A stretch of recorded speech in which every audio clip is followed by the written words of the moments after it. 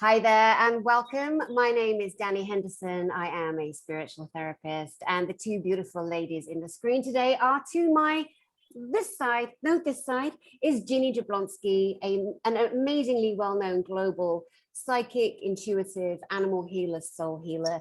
And in the bottom screen is Andrea Foulkes from the UK, has been on television for over 25 years, sharing truths, Akashic records, inner child healing, and much, much more. Ladies, welcome. Welcome, everyone. Yeah, hi, how is everyone today? I'm in Cornwall today. Sometimes I'm in Glastonbury. Today I'm in Cornwall at the beach. Beautiful, beautiful. And Ginny, how are you doing? Where are you coming from in the world, to let people know? I'm great. I'm technically in Arizona, but the energy of the Little Book Cliffs in north central Colorado is with us today. It is a well-known area where there is a wild herd of horses, and I happen to be the caretaker, very honored to be the caretaker of a horse from this area. And this, the energy of this land and this herd just asked to wrap everybody today in this wonderful grounding energy. I love that. And to everyone watching, before the three of us hit record, we were suddenly all kind of taken over with the most exciting, beautiful, energetic frequencies that were all like, woo, woo, woo, like goosebumps, fairy bumps, God bumps, whatever you want to call it. And there's great excitement for the information that we're going to be sharing with you today. So I'm going to kick off with the most incredible conference that is coming up October 21, 22, and 23 of this year, 2022. It's going to be in Orlando, Florida. And you are going to sit in audience with hundreds of other people watching global speakers like Alex Collier, the Andromedan, Elena Danaan, Pleiadian and Earth Emissary for the Galactic Federation of Worlds, Dr. Michael Salla, who's not been out on stage since 2019, Alex Collier, this is the last conference of the year he's doing. Elena Danaan has never spoken in public, and there are so many other more well-known speakers, indigenous, elders, and we're bringing together the harmonies of planet Earth and the galactics all together. It is going to be absolutely phenomenal. And guys, you out there who miss your star family, who missed gatherings like this is time to book a ticket, book a hotel room, get on a plane, come and be with your galactic brothers and sisters, your human brothers and sisters, and come with us and share the love. We really want you to be present with us and share the love. We've got very much used to sitting in our bedrooms or our living rooms and sitting on Zoom or sitting on YouTube. And now it's time to start taking action and be part, physically part of this ascension that our beautiful Mother Earth, this beautiful girl behind me, is going through. We're all part of it. So gathering together, energies, hearts together in one place for 3 days is going to be the most beautiful gift you could probably gift yourself this year. So that's it, and all the details are on the YouTube channel, and I'll also put the conference video for you guys underneath this broadcast that you're watching right now. But it's called the Galactic and Spiritual Informers Connection. Okay, now, ladies, we were just briefly discussing world events, and I don't really know if you want to class this as a world event, but it's certainly a happening all over the television, all over YouTube, and it is the unfortunate sadness of Johnny Depp and his former wife Amber Heard, and their visceral attacks on each other and the taking apart of two souls and personalities, and in my opinion, assassinating each other's souls in an incredibly sad way, sad to watch. I personally get no pleasure in seeing two people do this to each other, but I understand that Johnny Depp has suffered with defamation and slander and libel, and felt there was nothing he could do than stand up for himself as a man. So Andrea, I'll come to you first, my love. What are your thoughts currently on this episodic that we are witnessing? Yeah, I think the same as you. It's desperately tragic, but on another level, because it's playing out globally, like, why is it being televised, you know, and it depends what court of law they filed it in, but it is being played out, and you can't deny that it's being streamed all around the world, and you can't deny that, you know, hundreds of thousands of people, maybe even millions, are watching this. And what I find interesting, having dipped in here and there over the last couple of weeks, is seeing people's comments comments on YouTube, that's actually more distressing in a way, because when you read people's comments, they're taking sides and they are all really weighed towards one side. And it's like they're not able to see that both of these people are desperately, desperately damaged from their childhood. And I think we as therapists think, you know what, if you had have maybe done some deeper work previously in other relationships, you probably could have avoided even getting into this horrific situation. It's like you were going to time out, this is really toxic, you know, let's walk away, you know, without judging who's right or who's wrong. It's like, why would you go even further into this? Because when you hear them speaking, they knew there were problems, really dysfunctional problems, even before they decided to get married. And yet they're just plowing further into dysfunction. And now you've got one of them suing them for 50 million, the other one counter suing for 100 million. Both of them will probably destroy each other's careers in the process in some way. Nobody wins. And from my perspective, it's seeing that she's probably right, but she's also definitely wrong. You know, she's got lots of issues that she's never dealt with, and she's projecting into this over dramatic, probably dragging in stuff from her childhood, dragging in trauma, maybe even from past lives, dragging in ancestral trauma that's never been healed. And it's all coming out in this verbiage of blah, blah, blah, blah, blah, which makes her sound unbelievable. Nobody's believing her, I think. They're, you know, psychologically, the public are all against her, even if there's a big truth in what she's saying. On the other side, you know, I've watched Johnny Depp in interviews, and you know, I think entities are taking him over at points. So some of what she's saying is true, but the character he's portraying now in court is very controlled, very in charge, and we all lose it. You know, some of the footage that she used to show was psychologically manipulative, because apparently it was the day his mum died. So everyone's going to bang cupboards and, you know, lose the plot. And so to use that psychologically against somebody is disturbing. So I think there's a lot of problems on both sides. And I'm sure she did even talk, I think I saw yesterday, talk about seeing this real darkness take him over, which is probably true, is probably dark entities. From our point of view, you know, I've spent 20 odd years dealing with entities coming through people and in relationships, you know, because they're talking to us, they can't say to a normal psychologist, oh, you know, I saw this dark entity come through them and it took them over and it was saying all these horrific things to me and it was violent. And then, you know, the average person, even in a normal relationship, when they lose themselves, says, oh, I was not myself. You know, why does someone say I was not myself? Because they knew something took them over. Now, what if in the new court of law, people like us were brought in to talk about the psychological aspect of entities taking people over, the trauma of inner child, what that does to you, not just on a conventional psychotherapy level, but how you reclaim the fragments of your soul, how you heal the auric field so these entities cannot come in and take the person over. You know, there's lots of people, I'm sure, in prisons who don't even remember what they did. And I would hazard a guess that it wasn't the core personality in that body who committed those crimes, it was actually a lower level astral being that came in and took them over.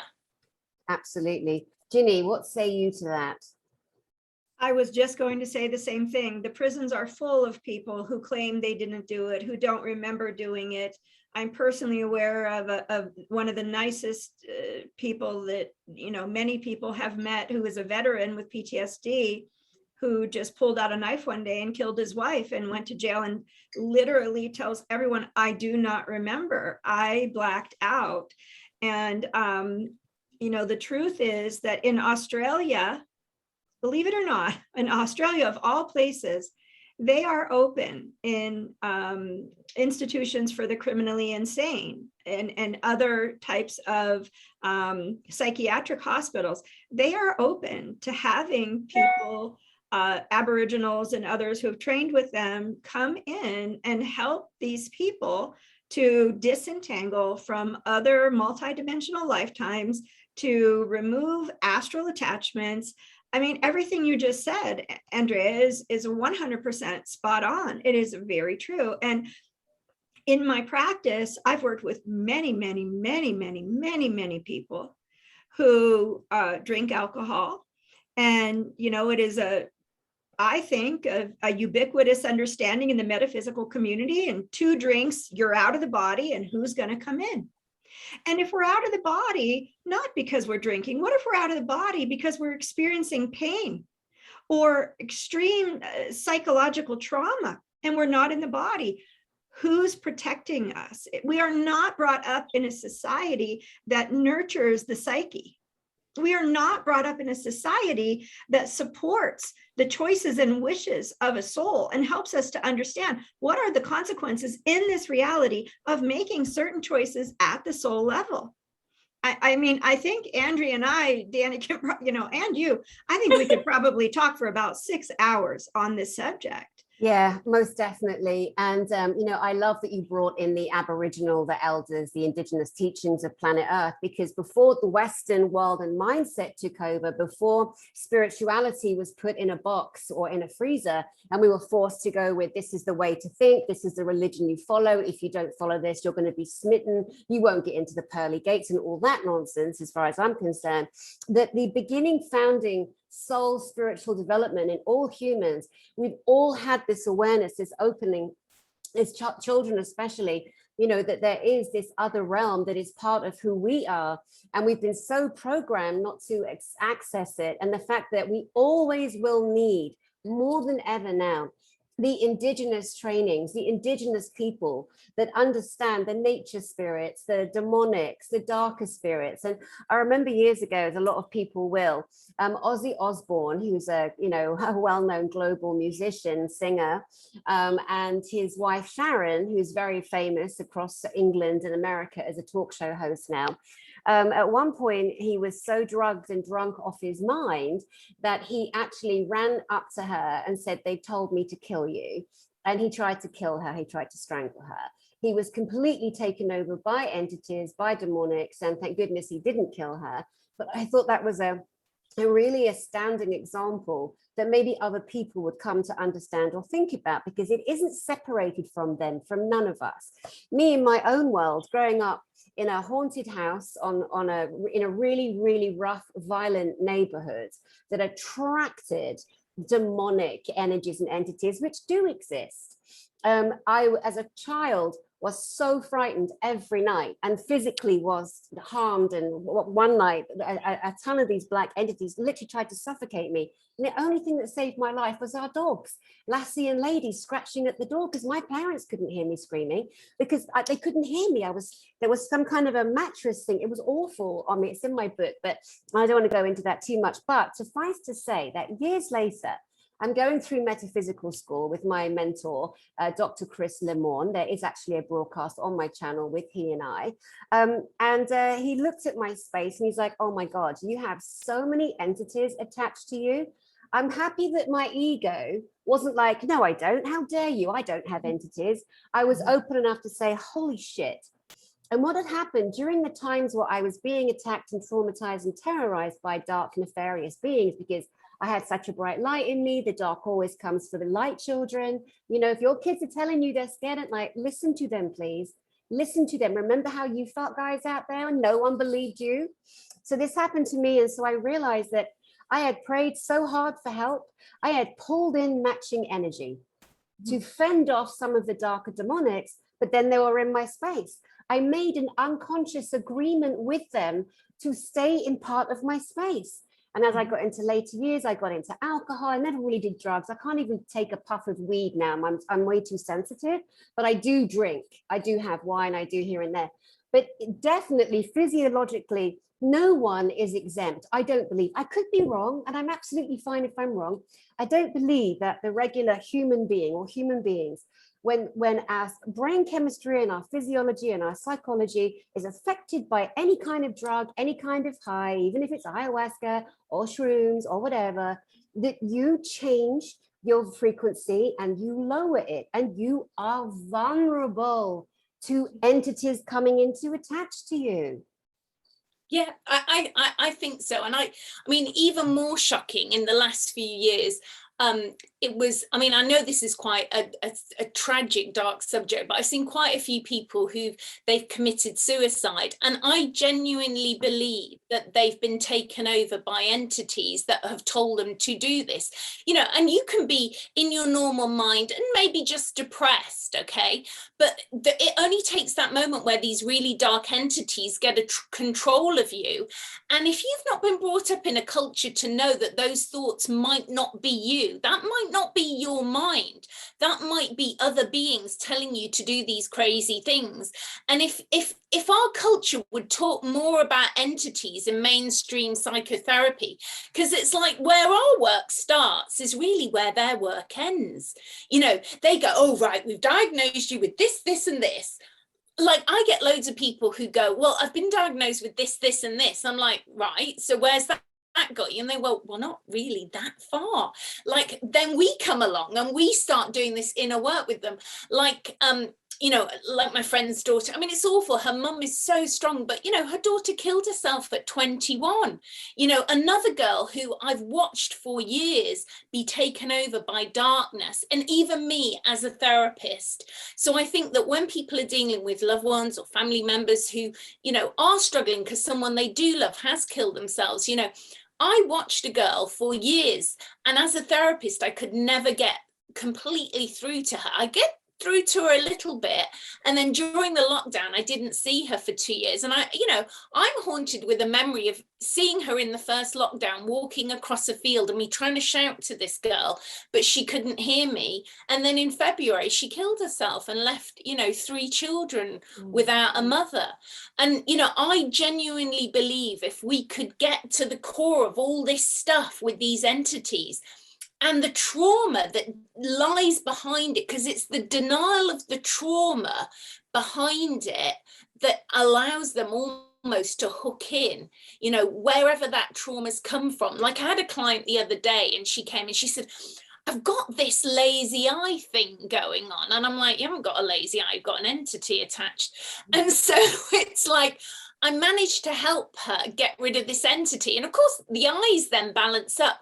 So often when you see people with like an eye, I even saw a girl on Facebook the other day say, can anyone help me? I've got this issue with my eye.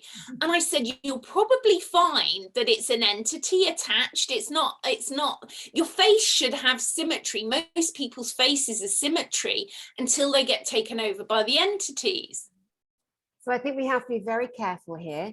We don't want to frighten people. We don't want to terrorize people. We don't want everyone to think that any entity attachment they have, and most people have the odd one or two, even if it's a past family member or, somebody who you've been in a bar and they go, oh, she looks nice, I'll just hang out in her space for a little while and, make her drink a bit more or make him smoke a bit more weed so he's off his face and I can feel because that's what they're attached to. What it feels like when they were here to have a high from drugs or alcohol. So going back to you before I come to you, Ginny, Andrea, how did you help this girl release the attachment that was connected to the eye area? In general, how I work, and I will say that, because I've worked on TV, like mainstream terrestrial TV, like in the UK, ITV This Morning and ITV other shows doing regression, I was allowed, and you can go on my YouTube channel back to the very beginning and you will see me allowed to talk about entities on mainstream terrestrial TV twice, and they let me show me regressing a member of public and releasing an entity. So you can actually go back and watch how I did it. I mean, this is 2004, so it's quite a while ago, but how I go in what I do. Now, I know other people who release entities in a completely different way than me, and I disagree with how they do it. They shout at them, they're not very nice. I take people, I mean, sometimes I'm working with them to get rid of them over Skype. I can do it that way if that person can drop into their emotional self and has a spiritual awareness of themselves enough. Otherwise, the ones that I see in person, or even if I say, if that person's aware of themselves enough, I'll say, try and find somebody locally maybe who can help you, who can do this. If I think you need to go deeper and I can't help you out, but most of the time you can help them over Skype. So getting to the point. So I take them back because what I found over time, just doing there's a great man, he was called William Baldwin, not the actor, but he wrote a book on entities by his name's Dr. William Baldwin. He died years ago. I used to follow what he did, but then I found out from doing this on TV and being highly criticized and, you know, a microscope on the work that I did, I found out that it wasn't always accurate. And so what I added into how I get rid of entities is I take people back to the day the entity attached. So that might take them back to their childhood, might take them back to a past life, might be an ancestral entity. And then we hear the story because the entity hasn't had its life story heard. Even if it's an off-world being or a lower astral realm being, they're not as snarly and nasty as they're usually quite frightened, and they just need their story heard. And then you guide them to a more benevolent place, whether that's to connect with their authentic soul self, their multidimensional self, back to the dimension they've come from. Now, I always stress that I don't have the power to do this, but the client does. The person who is hosting this being is almighty powerful. And from that day onwards, they are going to know they're attached, that they're going to lose control. The minute you can identify in yourself and be authentic with yourself, that you think that there may be something that takes you over and you think, God, I frightened myself. I wasn't myself. I like something or somebody triggered me. It was like this energy came through me going, blah, blah, blah, blah. Or, you know, my voice changed or some giveaway. That is a sign that that is not really you, and you are empowered to get rid of it. Nobody is more powerful than you. You are the all-master powerful authority of yourself. And from the moment you are authentic with yourself and you identify that that might be my thing, I'm empowered to get rid of this. I can demand that it go. You know, I can ask that it leave. If I can't do it on my own, I can reach out for professional help and ask somebody who is skilled and gifted in dealing with this on a day-to-day level, like it's no big deal to us. Like, I appreciate for people who come to reach out for our help, you know, they've sometimes struggled for years and years with the shame and the embarrassment of actually talking about something that to you and I is like no big deal. We deal with this every single day. It's no big deal. But for them, they're shamed and embarrassed. They're frightened they're not going to be believed. So just like getting all that shame out the way and just dealing with the core cold facts of this is how life is. This is the multidimensional reality of this planet, and it's just how it is. Absolutely. Ginny, what techniques do you use to remove dark interference or shadow or entity, whatever descriptive word you might have for these beings? Right. May I just say firstly that I agree with Andrea. I have met people who believe or who have been trained for decades through different indigenous practices from across the world, that you just tell them to leave, you command them to leave, and, you know, shake your finger and tell them. And I haven't found that to be a whole approach, a holistic approach. And for me, my sole purpose is it's like to return to balance, the restoration of harmony, where it is ethical for me to communicate with souls and ask them what their wishes are. So firstly, I listen. You know, what is the situation? Who, you know, what is going on with the client and what is going on with the entity? And was this intentional? Was this accidental? Is this contractual? You know, and so I sort of talk it out based on my guidance. I always call the oversoul or the creator of the entity forward, always. You know, we always call in the highest light. If that to some people might be Christ consciousness, to others it might be some other master. And I do similar to Andrea. And I ask, you know, when did this happen? Were you astral traveling when you were a child and you were lonely and it said it would keep you company? You know, or did it happen when you were having an argument, or you were being accosted, you know, verbally accosted or physically assaulted, or when you drank alcohol or did some type of drugs? And sometimes it's when portals open, when we're doing ayahuasca or mushrooms or whatever that is, depending on the level of consciousness we are expressing, we're either going to travel back in the past and to the lower realms of the astral realm, right? Or we are potentially moving forward and speaking with, let's say, higher, more evolved versions of ourselves. And there's only really two choices, you know, dependent upon our level of consciousness. And so this happened the other day for me, Dani. I had a client who was a mother of two boys, and she contacted me asking for support for her and her children.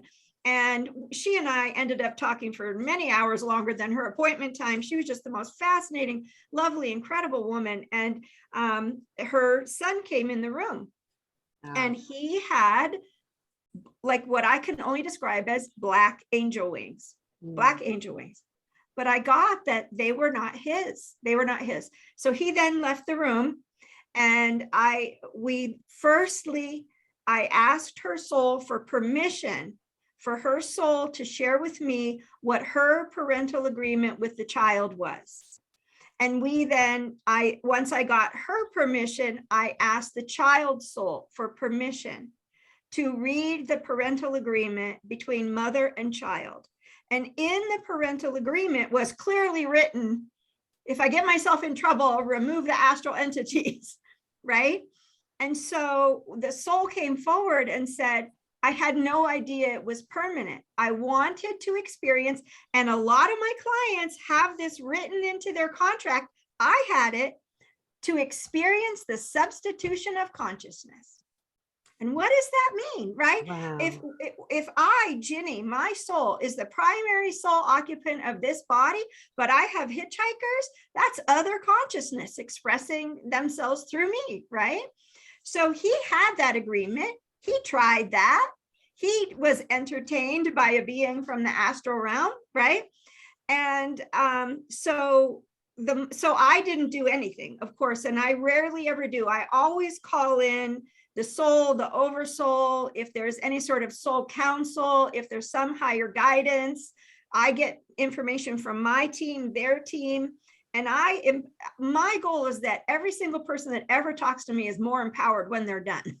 They understand themselves, right? And so then they, in their sovereignty and their power and understanding their soul agreement or their soul agreement with their child or with their partner, they can then say, oh, in this conscious awareness of this agreement, I forgive myself, I forgive you, I release you, I revoke the contract, I cut the cords, what have you. And so the mother did that. The mother sort of meditated and helped the soul to release the agreement. About 2 hours later, after we hung up, I got a text from the woman. My son came into my room, grabbed me by my face and said, I'm sorry, Mom, I was possessed. I'll never do it again. Let her go. And so that was the soul coming through. Did the child know that we did that work? He was 9 years old, by the way. No, but his soul came and said, I'm sorry, I was possessed. I will never do that again.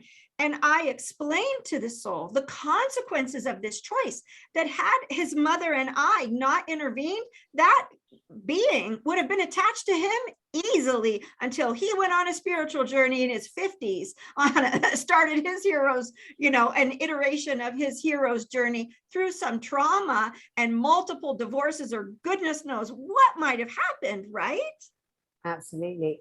I hope people are taking notes, because Andrea and Ginny here have shared some really remarkable, very simple, easy ways to not go into fear, panic, or drama, not think that you need a priest, a pope, a vicar, or whatever, and that you are empowering yourself in this expression to remove anything that may be attached to you, or to ask permission, going to the oversoul of the person or the child in question that you may have concern of, and working with them that way. And it doesn't matter if you think it works or not, just even sometimes taking action towards wanting to eliminate why you might be feeling depressed, why you might feel the need to drink at 10 in the morning, why you might feel that you just get down all day, every day for some reason. There are many different ways for you guys to empower yourselves. Now, I wanted to raise share a story. I've shared it before, but it's a good one.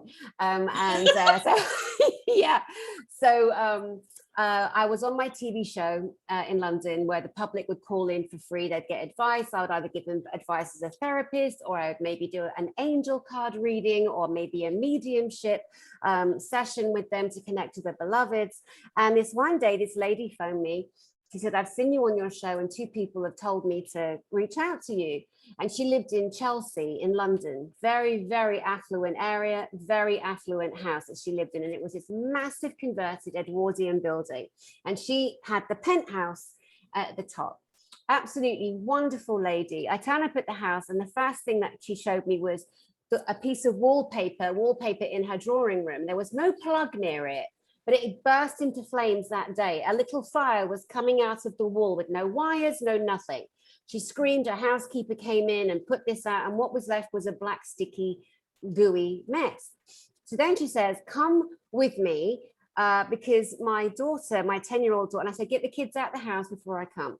But her 10-year-old daughter had seen somebody in the house who had frightened her. And that's all, because I say, don't give me the details. I will come and I will scan myself and then we'll share, because I don't want anyone to influence my mind. I don't need them to help me. We're either authentic in this work or we're not. So this little lady, she was so beautiful, like gorgeous woman. She starts going down this massively long corridor, and it's got rooms off to the right. And she's going, follow me. And she's going along, and I suddenly felt energy at this doorway. So I stopped, I go in, it's a child's bedroom. There's a single bed, there's an opening to a closet, a walk-in closet and some toys. There was a man standing in the doorway as solid as we are. And he was just looking at me, and he had these huge eyes, but there was something really wrong with the eyes. They were just abnormal. They were bulbous and they were on the wonk. And I looked at him and I jumped, because they always make you jump. I'm not going to lie. I always jump and shit myself when I see an entity. I go, oh, fucking hell, hi, I'm coming after you. Anyway, so the next second, the woman's at the door. She goes, why are you in here? And I said, I was drawn in here. She goes, I didn't want you to come in here. I said, I was drawn in here. And I just saw a man standing right in the doorway, and the woman almost fell to the ground. She burst into tears. She goes, oh my God, this is where my daughter saw him. This is the bedroom. I'm like, please don't test me. We ain't got time for that. So anyway, so I walk in the closet and I'm looking around, and I look up in the corner of the room, and there is what is left of a mechanical pulley system. Back in the day, 200 years ago, the kitchen was in the lower basement, and the staff would pull the pulley system up with food to get delivered to the dining room or each floor. And this woman said, oh my God, I've lived here 14 years. I had never seen that. Isn't that amazing? Anyway, we carry on around the house. I do a blessing and a healing in her bedroom. There was energy there, but this man I saw was the main interference, and she was frightened for her child, because the man had said to her, will you play with me? Will you heal me? And a little girl is very psychic and very clairvoyant. Anyway, so I was drawn to above the ceiling. So I said, we need to go into the attic. So she pulls down a ladder and we go up in the attic. And the first thing I see is this giant sized crucifix, absolutely beautiful, little gold cherubs on it, beautiful blue paint. I said, wow, where did you get that? She said, the nuns at the local convent in Chelsea gave it to her. This poor woman had called so many people, so much help in this house to get healed, to get rid of this, this interruption, as I sometimes call them, the interruption. So we're walking along, and all of a sudden a box flies off and lands on the ground, and I'm checking in, and I'm like, that's not the entity. That was because we're walking. Let's just not get carried away, because we both jumped out of our skin. We go to the very back. Now, bear in mind, we're in the penthouse of this gigantic Edwardian mansion in Chelsea. And so we've got the whole width of the whole house. And at the very end was a very dark room. As I go into the very dark room, I see in the corner that man, and he's lying down on the ground in embryonic fashion, like a baby. And there is the most beautiful, I don't know why I'm getting emotional, the most beautiful angelic being standing over him like this. And I suddenly said to the lady, I said, that poor man, he's just a lost soul. He doesn't even know he's dead, and he's so frightened. And I said, he's not harmful. And I said, we're going to help him release from the house and return. So I asked the man to show me his story, and he showed me himself as a little boy working in the kitchen, and this horrible couple that weren't a couple, there's a man and a woman in the house that were staff, they used to shove him inside that pulley system. They used to force him in there and leave him in there for hours. He got serious brain damage, and then because they did it so many times, his eye sockets were deformed.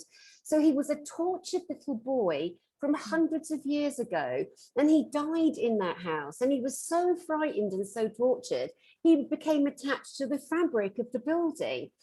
As I'm also standing there witnessing this angelic, and she saw the light, the lady, I won't say her name because she'll probably watch this, and I honor all my clients and friends, you know, and she said, what's that glow? And I said, you can see it. I said, that's his angelic love. This angel is watching over him, protecting him. This is where he stays, you know. This is where he slept back in the past as well, in the attic. Anyway, I start to walk in gently, and I literally, on the left-hand side, can hear this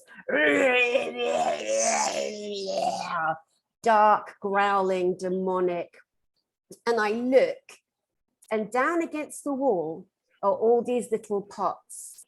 There's meat, there's feathers. And I said to her, oh my God, who put that there? She goes, I just called this woman last week. I said, that woman did black magic. She went, oh. I said, that is black magic. I said, I will not touch those pots. You get her back to the house to remove that stuff. She said, the woman was crazy. She was yelling, you know, because she also sensed the spirit was in the same room as I did. But she was yelling, get back to hell, get back to where you came from. Completely wrong thing to do. And it frightened the little boy inside this adult body of this spirit even more.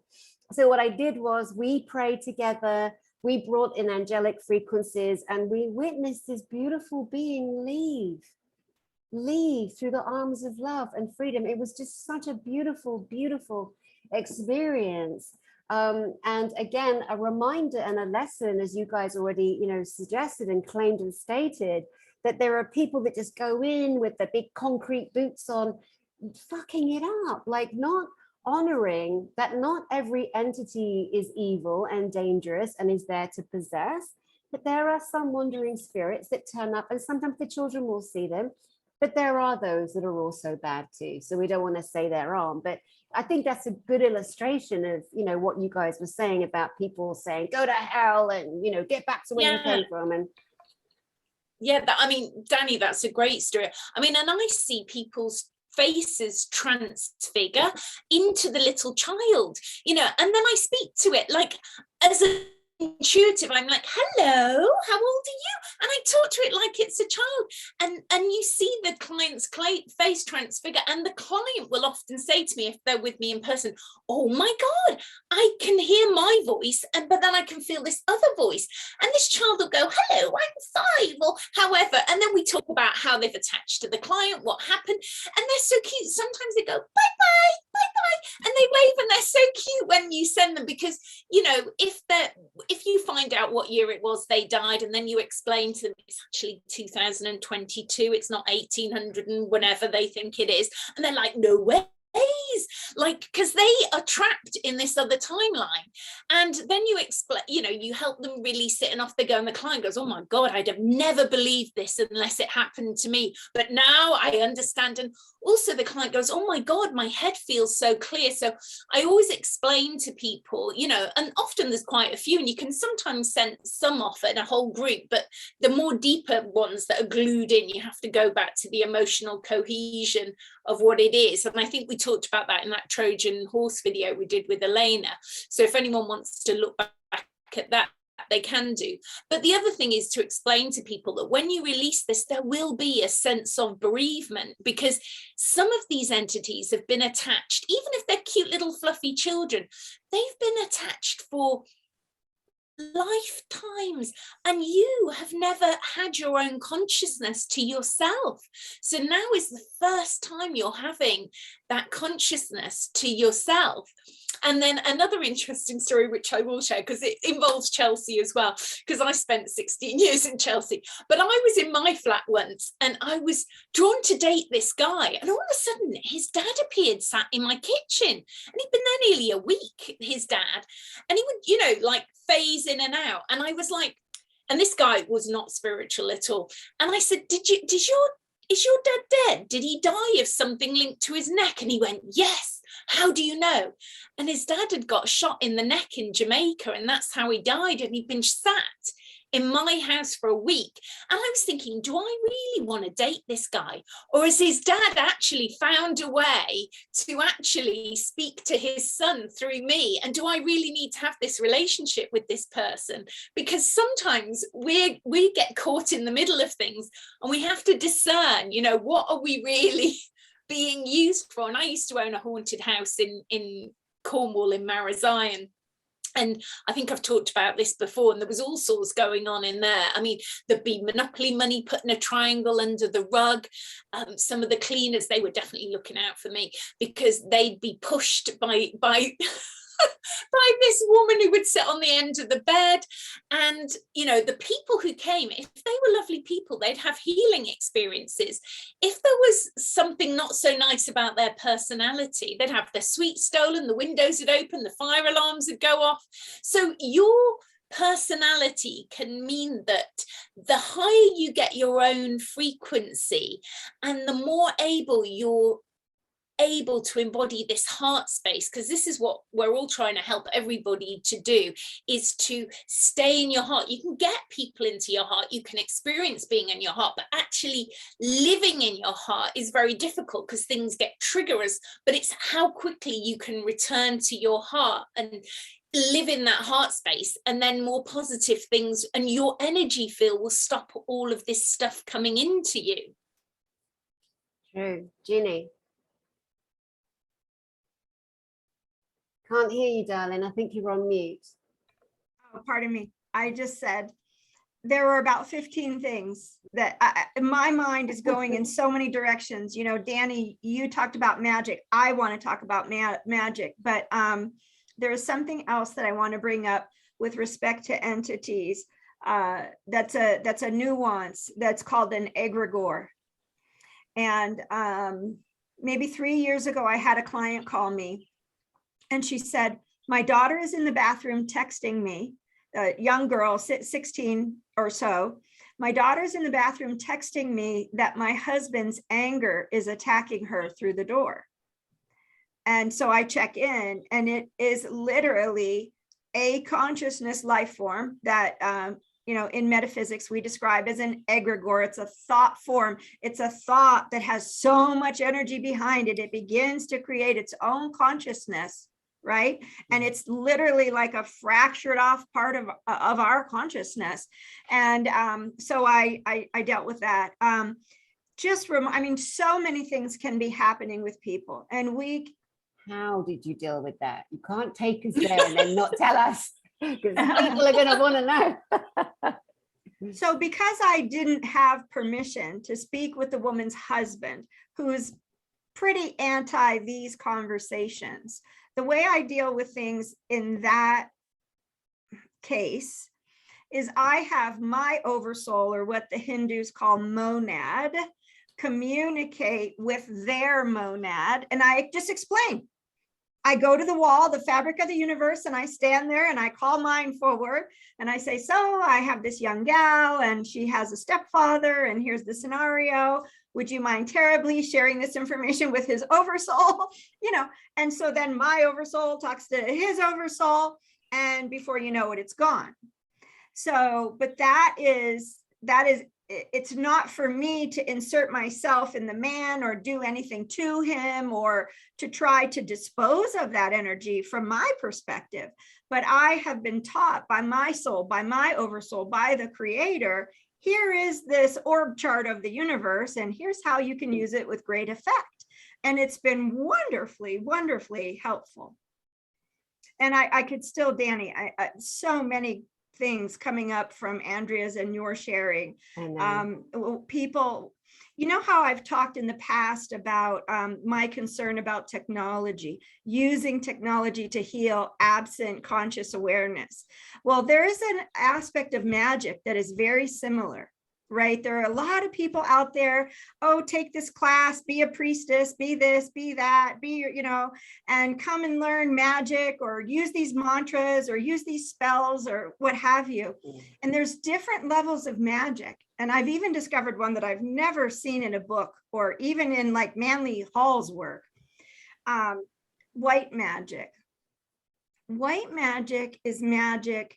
From my perspective, this is my definition. White magic is magic. It is our understanding of the laws of the universe and of consciousness and how we can manifest in alignment with our soul. That is in alignment with our soul agreement. That is in the furtherance of manifesting our highest potential in this life. So, have I ever used that? One time. I was having a horse delivered to my ranch from about 1,200 miles away. And this horse had severe ring bone, a lot of pain in joints. And he's a big horse, 1,800-pound horse, Percheron horse, one of my horses. And I created a little nerve block with his permission, with his soul's permission, with blah, blah, you know, everybody's permission, the highest good, temporary. I created a little umbrella of energy that served like a nerve block temporarily for him to get from Montana to Arizona, right?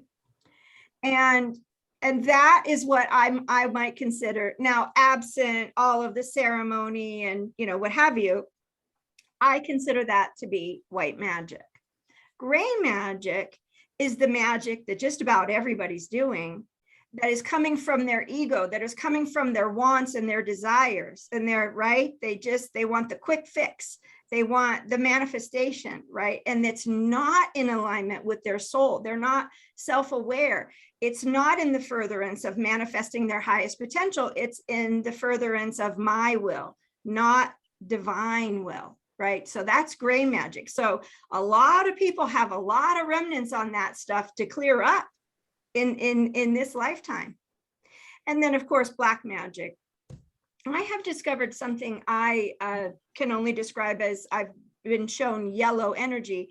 And that's where higher dimensional, higher level of consciousness beings who are service to self, or what Alex would call regressive, use technology in combination with ritual. And that I call yellow magic.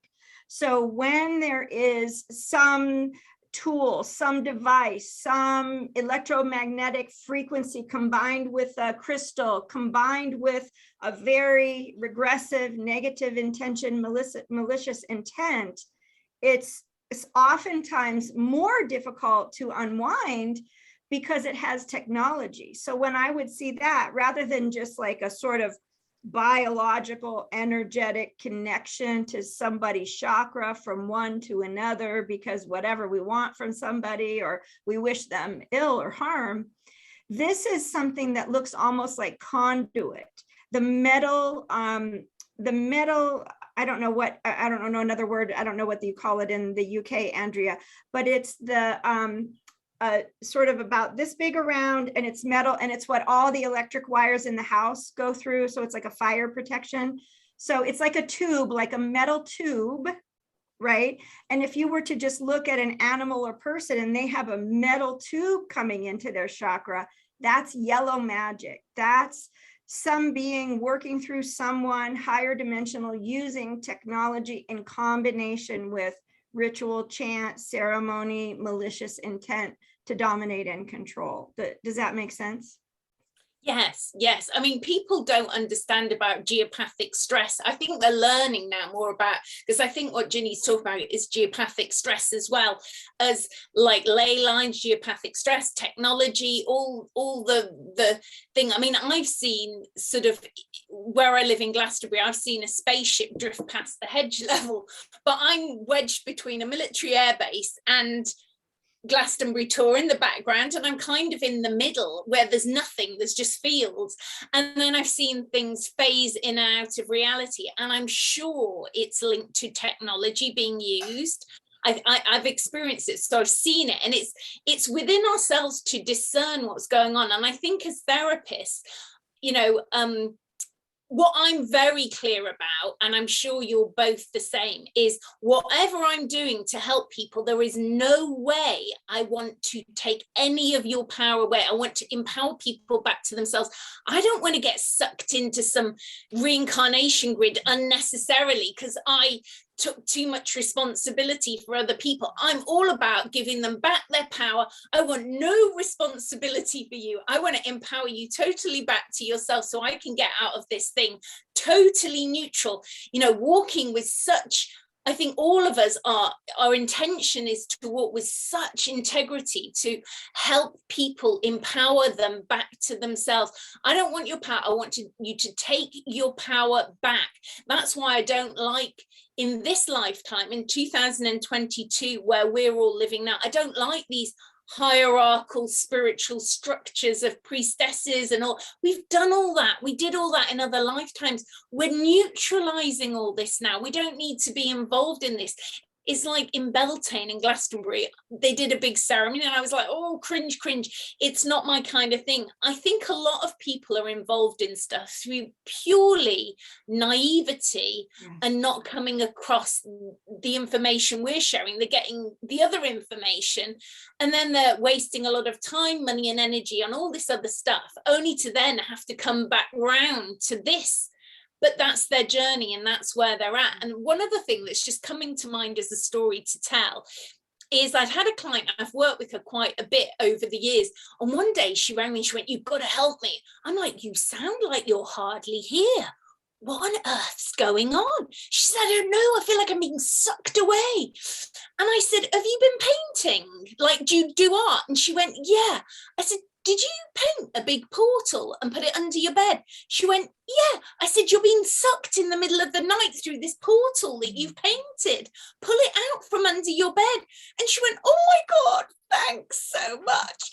And literally, she got a pack, you know, we had to call her power back to herself, but she'd been busy painting this portal and shoved it under her bed, not aware of what she'd actually created, and then created a portal to which she sucked herself through into some very negative dimension.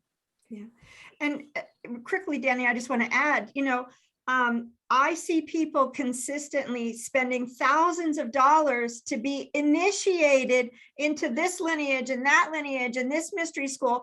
And people have paid me hundreds of thousands of dollars to get them disentangled from these lineages. And it is a naivete. It is a lack of an understanding of past life entanglement, attachments, energetic distortions and process. I mean, and what all of that means for us in this life. And thank goodness my soul took me on a guided tour, Dani, of past lives where I was a sage or a shaman, and I did the healing because, oh, you peons, I know how to do this and you don't. I'll just take your stuff and I'll transmute it. It will take you too long to learn, or you can't possibly understand how to do it. And I was just taking on karma over karma over karma over karma, and I had to live out lifetimes of karmic consequence for that type of thing. And I think the three of us are at least united in that, at least that we are here to get out of that cycle, that helping people understand that we all are our own best healers. But there's a lot of stuff on top of that, let's say, inner portal in our heart where that can really become actually true. You know, there's a lot of entanglement and attachment to unpack from. And I do think it's getting easier. And I do think the pace is picking up. And I do think people are being released from this. And if not in their conscious awareness, how many people, thousands of people we're hearing now, and I had this amazing dream, I went on a journey, I'm traveling here or there when I'm sleeping, and we're getting together and we're healing wounds, and I'm watching the masculine, I'm watching the feminine, I'm watching, you know, all of these amazing energies reunite. And it's just wonderful. It's just incredible. And I would love, if we have time today, so many fun and exciting success stories And especially going back to the beginning, Dani, where you were talking about your upcoming conference, you were talking about people becoming aware now of our multidimensional nature and our star family. And I have a few, as we go on in the conversation, some stories about that type of healing and remembering that is so prevalent on the planet now. You know, I so get why we all got goosebumps before we hit record, and we all were excited about whatever we were going to discuss today, whatever we were going to bring to the table for people. We're all obviously have experience in the paranormal, as it's labeled, and different energetics and past life understanding. And we're definitely, as our planet is ascending and we're ascending with her, a lot of the dark shadows that were overlaid on humanity to not look at this, not read this book, you know, it's just disintegrating. It's completely disintegrating. And a lot of people, like you mentioned, Beltane, which is a seasonal every year, like a Halloween, like a ceremonial expression. And I saw it on your Facebook. And yeah. And what's beautiful is the people that have no awareness and are just coming into a spiritual awakening, you know, we all go through the same or similar, you know, kind of indoctrinations, initiations, for example. And there are things to think about, like for people right now who are on their spiritual journeys, such as, if we go back to ancient Egypt, right? And for me, for a start, I truly, on a soul level, disbelieve the timing we've been told, how long this planet's been here, all of the things that have happened, the dates. To me, I've seen it, I've witnessed things, and there's so much dishonesty. But there was hidden mystery schools. And so let's go to Egypt. And so the Egyptian mystery school held sacred knowledge, magic, initiations, and only certain people were allowed to be initiated into and learn the ancient teachings, who weren't just from Earth people. They were from galactic, you know, brothers and sisters also. And there's no question, the more you dive into even the archaeology, look at the pictographs and the hectographs and the, you know, the drawings everywhere on the walls and the way the temples were erected, etc. But what I'm going to is this. There came a point in Egyptian history where when Alexander the Great invaded and created Alexandria and the Library of Alexandria, the family that took over Egypt for 300 years, they're called the Ptolemies, and it's a Ptolemeys, Ptolemy with a P. The Greeks ran Egypt for 300 years. They made the Egyptian people learn their language, learn their customs, right? I forget if it was Socrates or Plato at this point, who was very interested in the Egyptian mystery schools to start with. Then the Greeks came and Macedonia, they took over, etc. So my point is this, that so much has been hidden and coveted and lied and changed. And even now you'll see each president that comes into power, what do? The first thing they do is they delete the president before them. They, with their, what is it called, executive orders, and they delete, delete, delete. That's what the Egyptians did. That's what the Romans did. They come in, they delete the pharaoh behind them. So we cannot trust, as regular, normal human beings on a spiritual journey, on an ascension that we're in, everything everyone tells you. So anyone on any kind of journey, I've been on the most ridiculous and amazing and fabulous spiritual journey. It's like, oh, wear this, Dani, at 7 o'clock. Then put your feet in the bath and sprinkle salt on your feet. Then turn around 10 times, you know, kiss your bum, you know, you're going to be this kind of goddess. Like some of them is ridiculous, bloody. And I'd start, you know, and I go, I'm not doing that. That's just silly, you know. And upset people. Well, I've studied with so-and-so, and I'm like, well, good for you, love. You know, I don't feel like I need that. I'm not being arrogant because I was so open to do the training, pay the money. I'm like, I just don't, why? Ooh, you know, we got to trust ourselves, guys. We've got to trust ourselves. And it's like Ginny and Andrea saying to you guys out there, when you are looking to see whether you have attachments, it's a feeling. You use your imagination to bring the information. Do not go into fear. Fear feeds all the darkness, all the negativity, all the, you know, interference in your field. Now, everyone talks about an aura. There's so much to say, and I just want to really, like, you know, drill it down easily for people. But we have an aura. I prefer to call it our electromagnetic field. To me, it is the soul frequency energy. It is so big, it cannot be contained in the body. It comes out. It's our soul energy. It's our aura. I feel like the planet has her little beautiful auric field. And we also have past life auric field as well. I am going to save some of you thousands of years of stress just by even suggesting to you that you have past life auric fields, that in your mind and imagination, you can just imagine, you take yourself into a relaxed state and you go back down a timeline and you ask to see, using your imagination, a past life auric field that might need some love and some healing. Maybe it's full of holes, maybe it's full of attachments, and maybe elements of that past life are feeding and bleeding into this life. It's possible. The thing is, even if none of that's true, until you as a human take responsibility for trying to shift something energetically in your field, you're not going to make a change. You're going to stay where you're at. So sometimes just entertaining an idea like this helps to shift our own consciousness and remove anything that may have been blocking us. The other thing I want to jump to, sorry, go ahead. No, I was going to say, and for people with their past lives, you know, having done past life regression for so many years, but people give it away by how they dress. You know, like their clothes are sometimes reenacting their past lives, and you know, and they can see from how they decorate a house, the little trinkets they like. It's like a little nod to this lifetime, a little nod to that lifetime. All these little bits of things they love are all signs of lives you've lived before. But what you want to do is bring in all the positives of those lives and neutralize the negatives. You know, bring in the skills and gifts you've got. Yes. I think sometimes the other thing I see with people, and I'm sure you both see the same, is people try too hard. They try so hard. They're like, I want to know what you know. I said, well, the only way I know what I know is by not trying.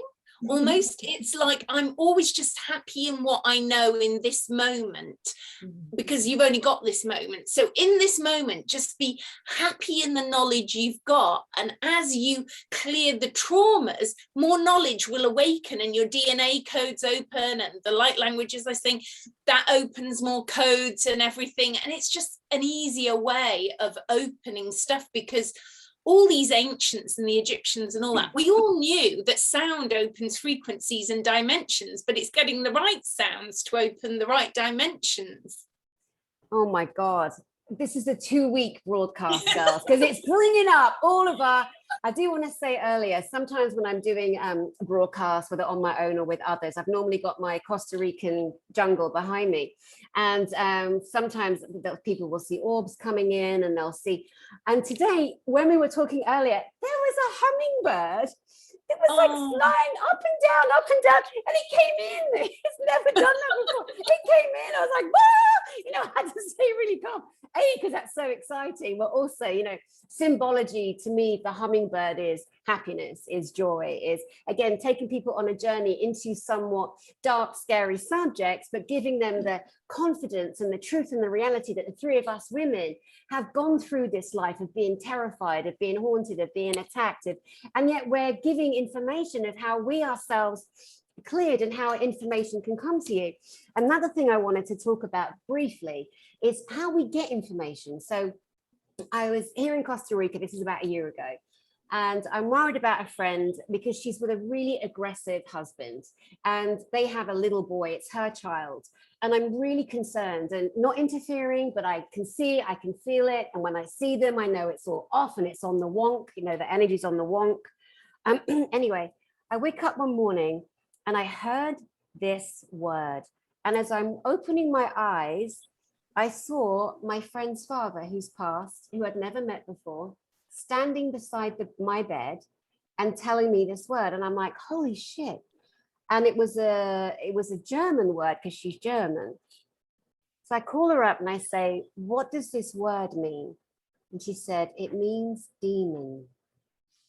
I swear to you, it means demon. And so I said to her, let's meet. I want to share something with you. You know, she's very spiritual. She's a teacher herself and a therapist herself. So we go for a walk and we sit down on the beach and I say, listen, this is what happens. Your father's energy came and he gave me this word that you told me means demon. I have no way of knowing that. And she's, you know, we're good friends. She believes me, of course. And And anyway, I said, I just want to suggest to you that your husband has an attachment, and it's a really not pleasant one, and it's affecting your little boy. And it was absolutely bang on the money. And anyway, they've broken up now, that they've parted, because he wasn't able to see or accept that there could be anything in his space, that he could have anything to work on, you know. And it's impossible with people that can't even say for a minute, do you know what, even though I've got all this intelligence and training and religious knowledge and science and history and whatever, maybe there's something I should be looking at. There you have the narcissist. Yeah, the narcissist. The thing is with narcissists, and I do feel sorry for them, because they've gone through life and had traumas so bad, they've created this total brick wall, double insulated brick wall.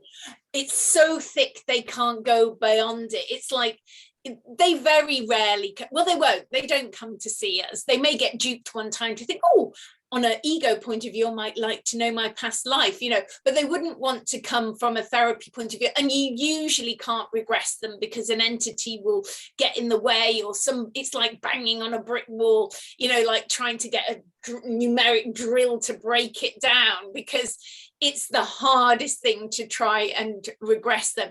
And it's to have compassion for them. And I think when you come across them, it's for you to realize, you know, because they're like batteries, aren't they? Positive, negative. So they usually attract the chronic empath into their reality. And I used to, you know, attract a lot of narcissists into my reality from a dating point of view, until I realized what it was that I had to learn as this empath, to actually learn some boundaries, or actually attract some, having been super independent my whole life, you know, that's how I've been brought up as an only child, to be pretty independent, but I would attract codependence. And then I'd feel like I was overwhelmed by these people 24/7 with somebody. It's like, oh my God, you know, I need some space for myself. But codependents can't give you space. They want to just like be with you like a Klingon all the time. But all these personality people that, I suppose, you know, like we talked at the beginning, conventional psychotherapy wants to give people all these diagnoses, but underneath that all is just a broken little person who's got loads of stuff they just need to unravel and work on and reclaim and sort out. And, you know, we're here to assist them by having worked on ourselves. You know, people don't realize that what we've done to be able to talk about all this stuff and to almost laugh it off, you know, is you have to embody that cosmic giggle. And I think it's the fact that we have probably faced the darkest of the dark that we're able to shine the lightest of the light, isn't it? Yeah, I would say that. Ginny, what do you think? Well, a couple of things. I want to come back at some point. Andrea, you brought up, as we heal, we open to our gifts and abilities. And then Dani, you touched on it, but then you told an amazing story. But so if we could come back to that. But I want to respond to what Andrea just said. And so the other morning, I was getting ready for a client, and I hope I'm not repeating myself on your show, Dani.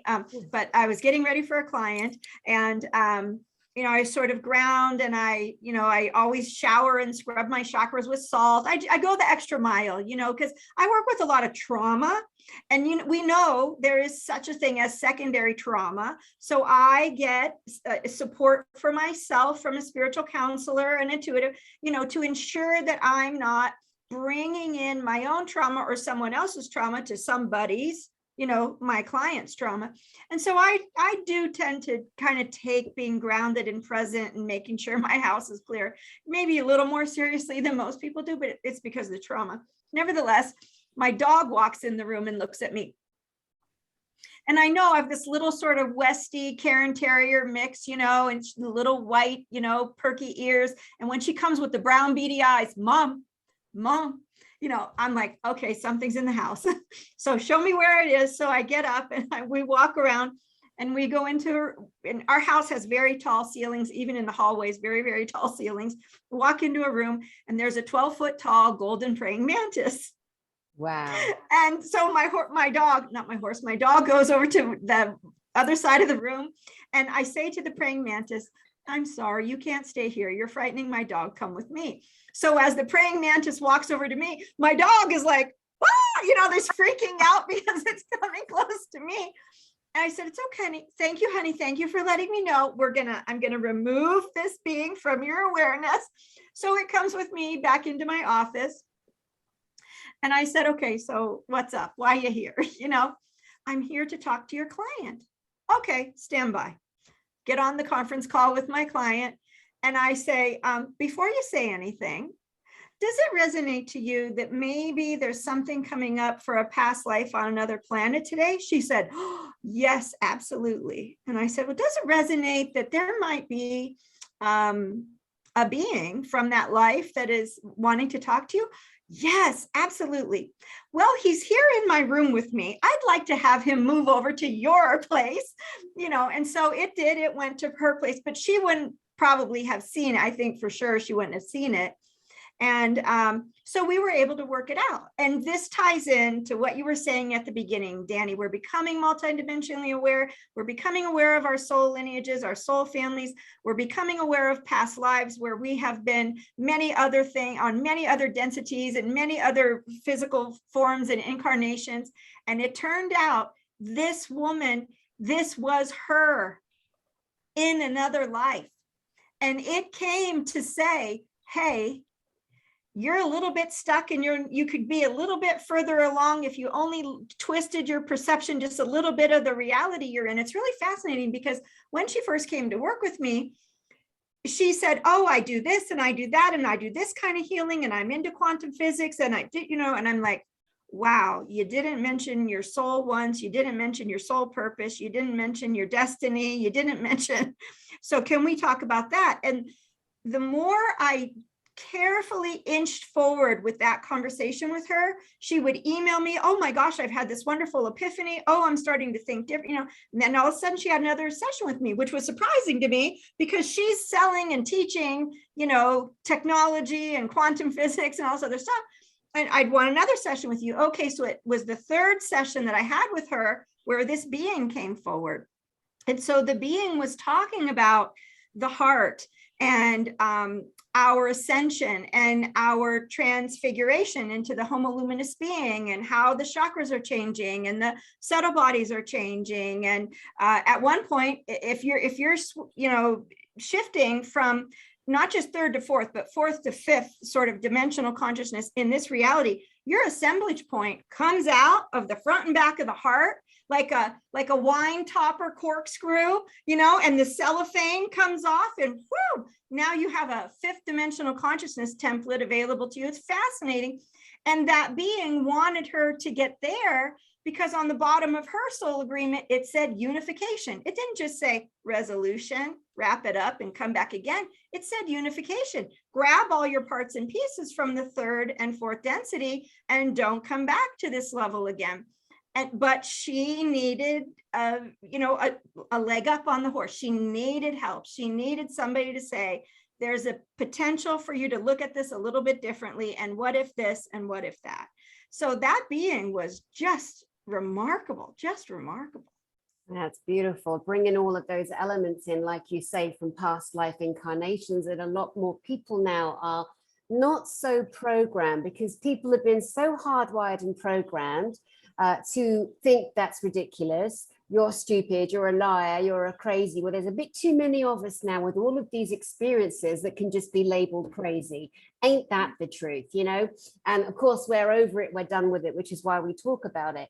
More people come to us with these questions about other lifetimes, other frequencies, and, you know, and there's a lack of fear, again, because of all the dark shadows and layers that have been disembodied, disassembled. I will share something that just happened maybe 2-3 months ago here in Costa Rica. And it's one of the most unusual experiences I've ever had, ever. And beautiful. And I've had many, as you guys have. And as many of you out there have too, of course. I woke up and there was a woman standing at the end of my bed. And I, first of all, will leap up, having had years of trauma as a child and all these different beings and entities that would try and hurt, harm, frighten me. I'm still a little bit wired to punch first. I've also been attacked on the street by physical human beings, and was attacked actually last year in the jungle by a stupid boy who I kicked the shit out of, just so you know. And also, when I told that story, so very quickly, I was in another part of this country. I was walking back to a hotel. It was safe. It was a little town, but once the houses ran out, there was a huge giant boy standing around the corner, and he was trying to tell me that he'd fallen off his bicycle and hurt himself.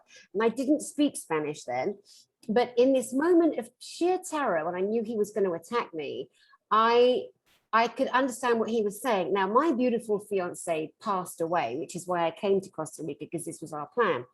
I'm walking back to the hotel, and I suddenly felt him beside me, Jeff, this huge giant man. And I'm like, oh my God, hello, darling. And I said, oh, there was no alcohol at this hotel. It was a retreat, a healing retreat. And I said, oh, mate, you and I would have gone and snuck a beer in that bar. That's why I thought you turned up, you know. And he said very clearly in my mind, take out your umbrella, because I had an umbrella in my bag. I was wearing Dr. Martin boots, black tight jeans, and a long black t-shirt, because it was like October time, so there's a rainy season. So I take my umbrella out of my bag, and I'm like, okay, but it's not raining. And then I felt him pull back behind me. So I'm walking.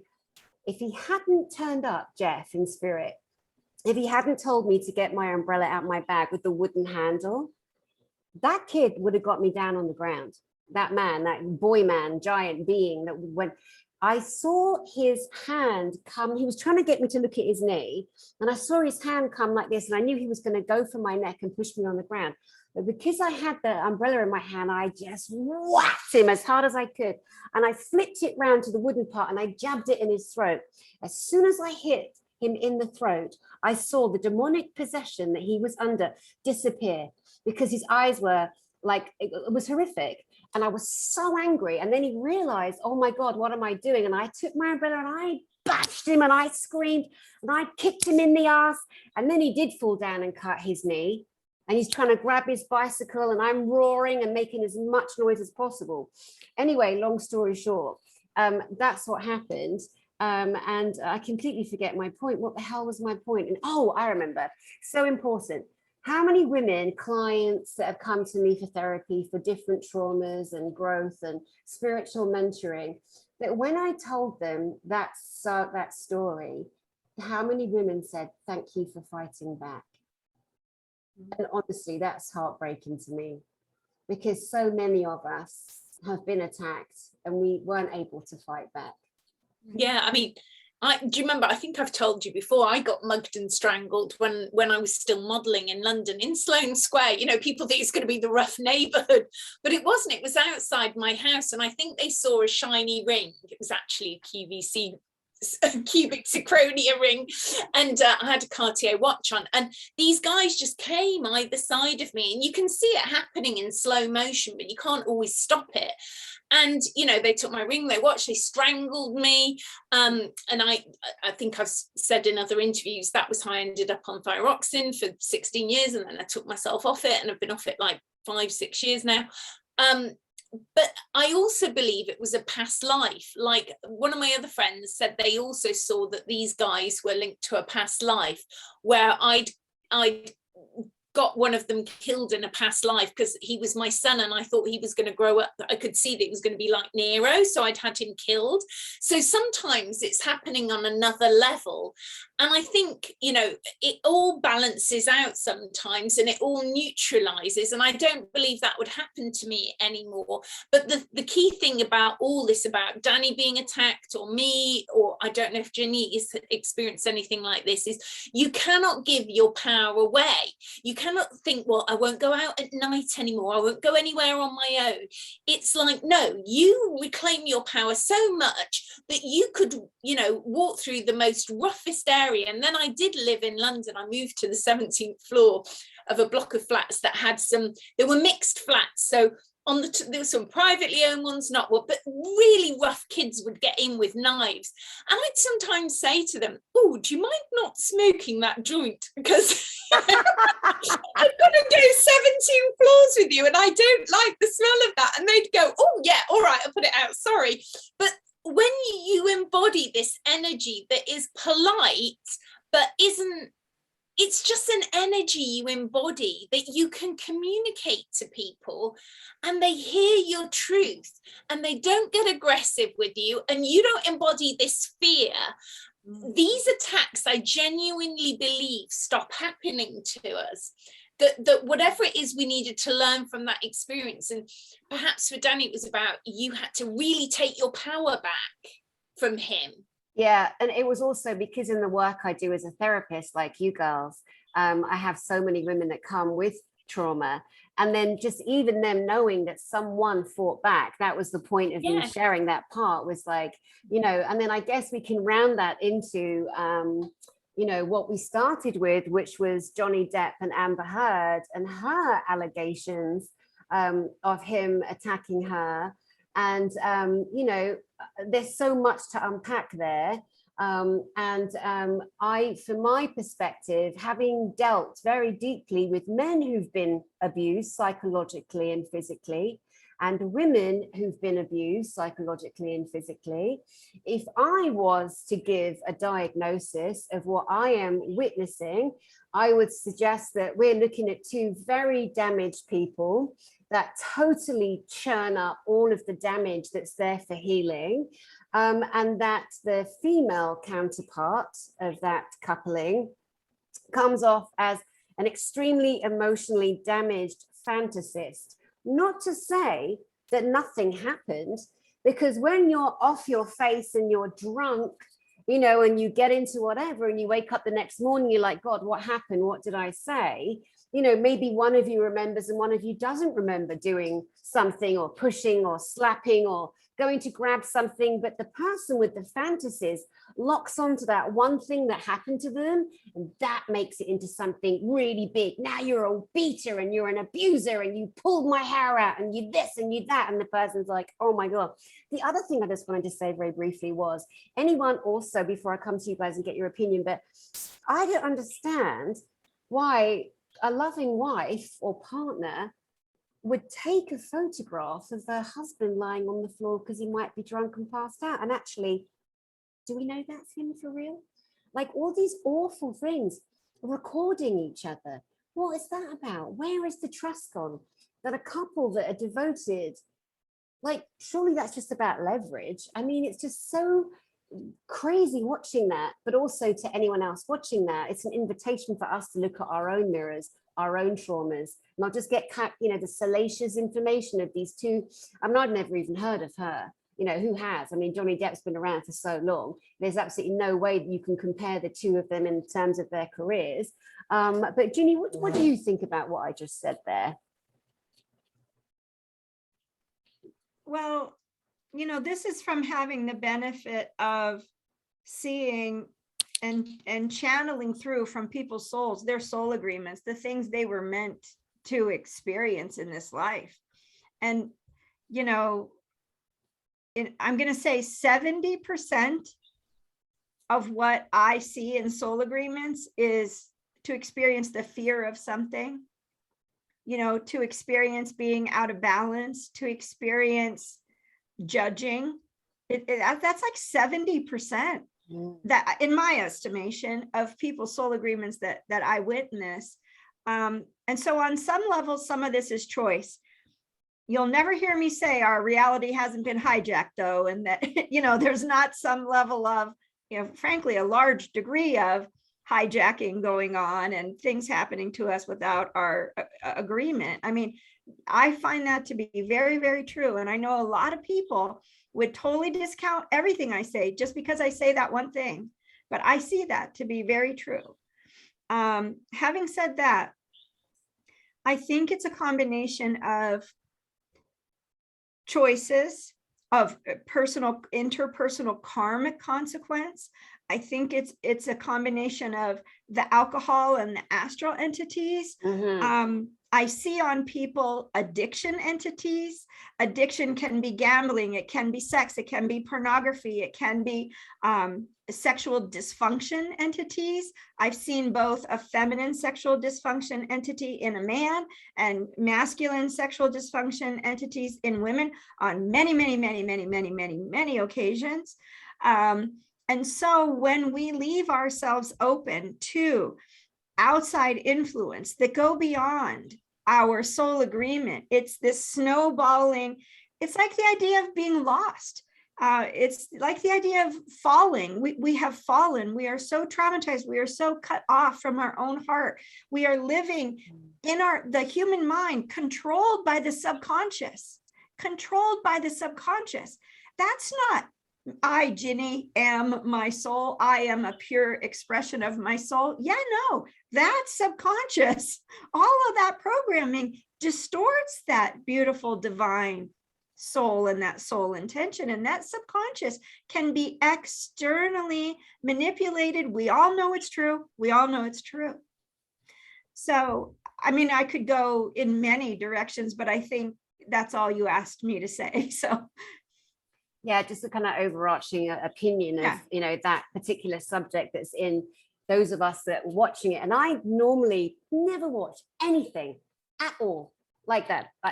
What's happening in the world, not that I'm being ignorant, but I don't get involved in all that, Housewives, Royal Beverly Hills, whatever it is. I have no interest. But I got drawn in, and I've watched several hours of that. I have, and I wouldn't normally. Yeah. So what is that? So Andrea, in your opinion, please share. Yeah, I'm the same as you. I've got sucked into some real intrigue. It's like I feel embarrassed for them. I feel sad for them. I feel like we're seeing behind the wizard's cloak of, we don't normally see the ugliness of relationship dysfunction, whether it's real, let's say real people. What I mean is not celebrities, but here we are with people who we've cast judgments upon previously. People have cast judgments upon these people and decided who these people would be in their reality, and they've spent a lot of energy projecting onto who they believe these people to be, and now in a courtroom who they've believed them to be is being dismantled. And I would imagine that some people are struggling still to believe that someone who they've projected greatness on to isn't quite as squeaky clean as they thought he was. Maybe, he's not without problems himself, and she is really deeply troubled as well. But also we get to see what relationships we've been in. Do not stay in a toxic relationship, because those two are embodying two deeply troubled toxic people who together, it's like, these people, it's known when time out. I know I've been in toxic relationships, but what's happened over time is you identify it really quickly and you go, you know what, this is not good. Time out, time to leave. This is not good. It's not a choice of who's right or wrong. It's just, this is bad. It's time to leave, and I'm really quick now. Whereas before you'd spend months, years. I think what you see is people staying months and years, having children in a relationship. And I see this with clients. I see so many of my clients having not identified the trauma early on. So now they've had 3 kids by 3 different men. It's made their life way, way more complicated than it need be. Had you identified early doors that there is some deep, deep trauma there that you need to look at, you would start to heal your own self without creating what I call pod families. Because now as a society, we've created so many pod families. If we could have nipped this in the bud earlier doors, we wouldn't be reeling from all these different toxic relationships. We'd have been able to identify it and go, oh, that's really triggered some stuff. I need to work on that.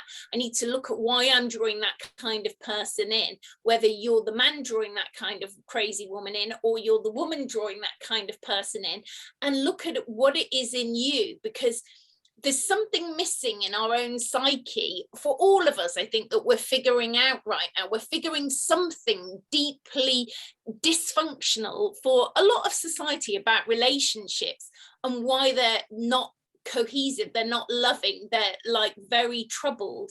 And if we can heal that, which always goes back to our past in some way, doesn't it? Somewhere there's some dysfunction. And when we start to really unravel that wounded inner child, we're going to be able to have healthier relationships going forward. And I think it is about that, knowing it's time out to do that inner work. And I see two people, if they'd have figured that out earlier and realize they've got some deep stuff going on, it wouldn't have got to this point where it is deeply sad and deeply troubling that we're all like got goggles watching this, because we're actually seeing a mirror of our own stuff. Do you think? To varying sliding scales of our own stuff being played out on a collective field. I think one of the things you said that's so key is we're watching, I mean, Johnny Depp's a celebrity. Amber Heard, I'd never heard of her till she was in Aquaman. And I remember thinking, who's that girl? I've never seen her before. Very masculine, bisexual by admission, and great. I mean, good for her. I don't judge anyone, whatever their sex is. And she's had a baby with a surrogate as well. So there's lots of psychological trauma there, because she obviously can't have a child herself. There's all kinds of stuff going on. Really? How do we know that? We don't know. We only know what we've been told. That's my point. We only know what we've been told, and we're not, not going into that, mother and child stuff. That's a whole different subject, and don't want to do that here.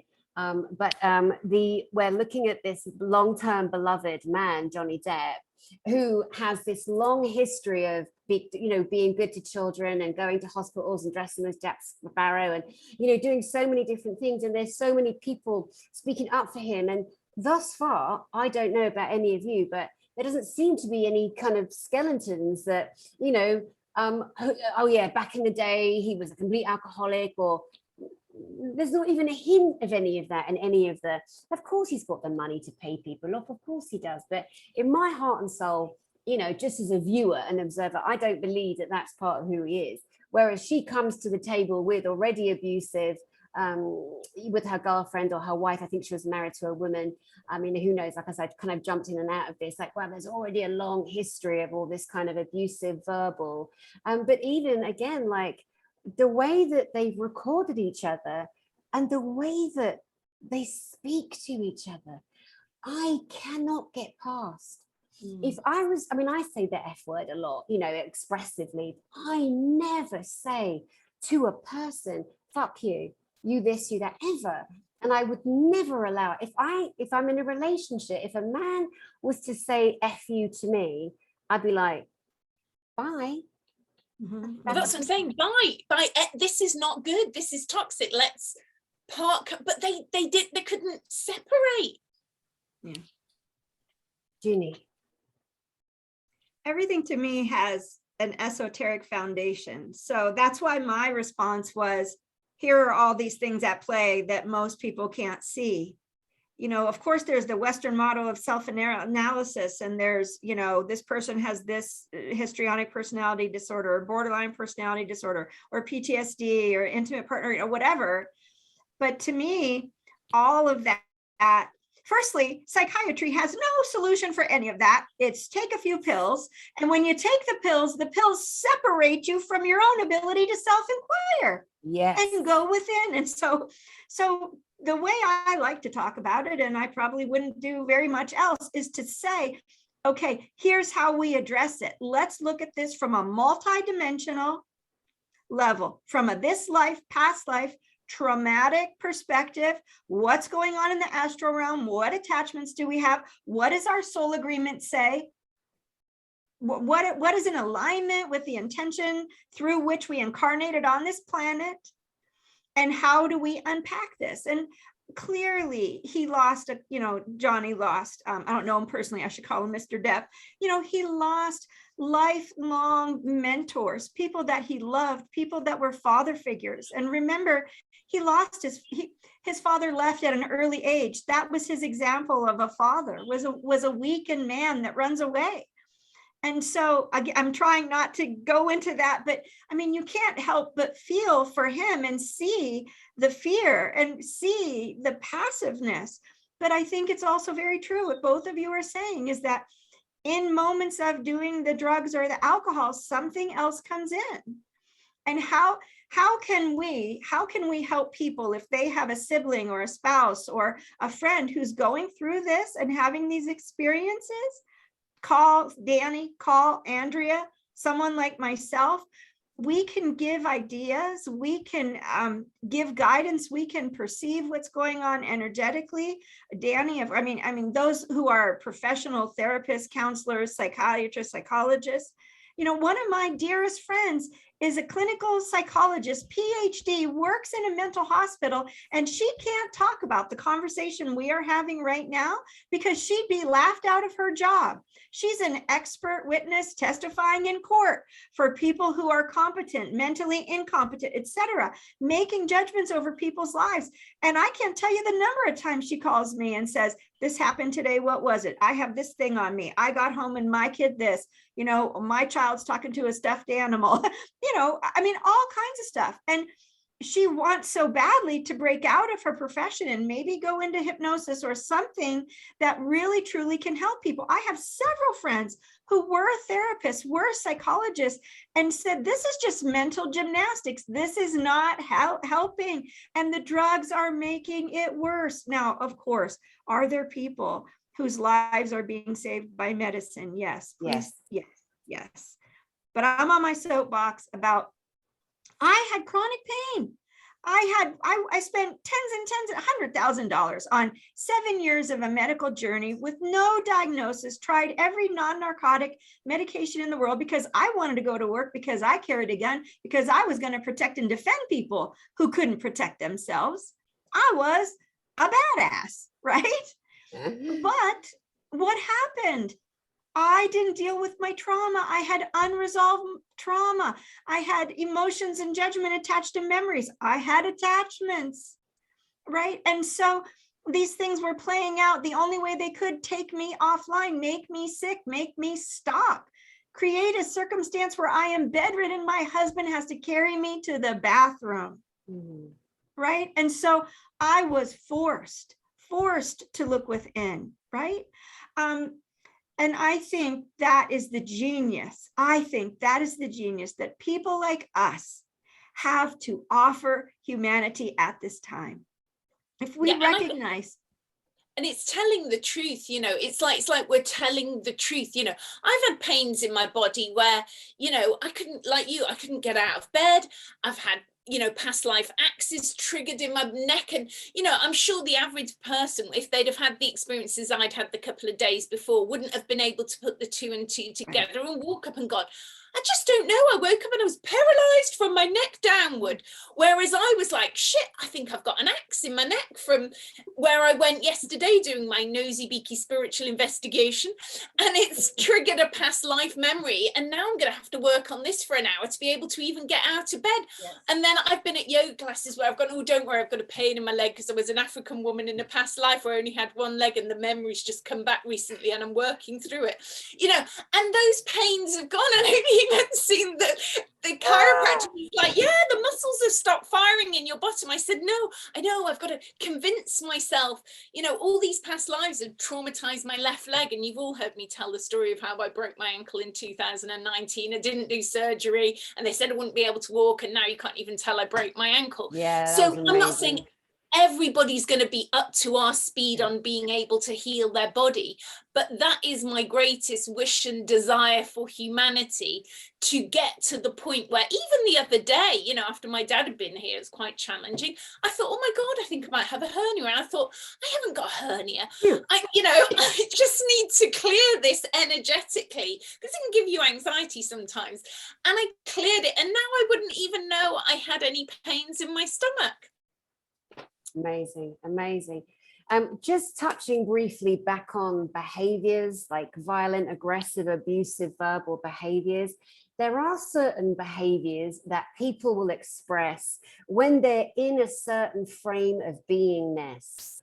And I would like to highlight as an observation, as a therapist observing this court case playing out, from experience of dealing with people who have significant violent rage, significant out of control hatred towards another person, which very often is from childhood, from trauma, from sexual abuse, from many different things, from possession, from willingly wanting to decimate, to destroy that person. Now, thus far in this case that we're observing, the Johnny and Amber scenario, there is a story, and this is so disgusting to me, but just want to highlight my point about possession and hatred, to really want to maim, harm, and kill or get rid of someone. There is a story that potentially she did a poo on the marital bed on his side. And there's a photo. I couldn't even, I'm like, oh my God, why are they showing that? I'm going to gag. I've got a terrible gag reflex. That's disgusting. That is beyond. And it looks to be, and we don't know, but it's been said that was her. Now, if that's true, when a human hates their partner with such violence, that is such a violent act, to shit on the bed, on that, it is beyond. Most people would never deign in their lifetime to behave like that, if indeed it did happen. It's alleged, and there's a photograph, and who knows. The second, to me, shock and horror, again, if true, and there's photographic evidence, there's doctors that said this happened. Apparently she threw some kind of a heavy glass vodka bottle or something. Number one, any normal person, even somebody drunk, you know, or on, I mean, how many times do you hear about people that throw a bottle, whether it's empty or not, that could give you brain damage right there. When you throw something with force, the velocity of that contact. What was it that, did he put his hand up? Did it hit the wall? And because his finger was sliced off at the top? That is not in question here. But the other disturbing factor for me, watching that bit of the evidence going through, was that you see Johnny Depp lying down on the hospital gurney. He's got a cigarette mark. She put a fag out, a cigarette out on his face. Who does that? Who does that? An extremely, if it's true, an extremely disturbed person with more than likely one person in her space, company in her space, energetic, dark entity, very potentially possessive energy. You see, I think when you see exactly what we've been watching, the average person who would experience any kind of abuse in a relationship, if they'd had a healthy childhood with healthy role models, would leave very quickly. But the fact that both of them couldn't leave just highlights, and they kept trying to make this toxic situation work, but it was just getting worse and worse and worse. It just highlights that for both of those people, both of them have to have had not a good role model. You cannot have come from a healthy childhood of good communicating parents and stay in that situation. You've got to have come from really screwed up parents, because it's like they've learned to tolerate dysfunction. Like, if I stay longer, because I have a high tolerance level for dysfunction because of my childhood, that's all I know. I've only seen people behaving like this. This is the norm for both of them. I would say this is the norm. Dysfunction is what those little children knew. Those little Amber and Johnny, that's the little 5 and 6 year olds, that's what they know. Those little children just know dysfunction. So they're happy to stay in this dysfunction, because in a weird, screwed up way, that feels like home for their little child, the inner child.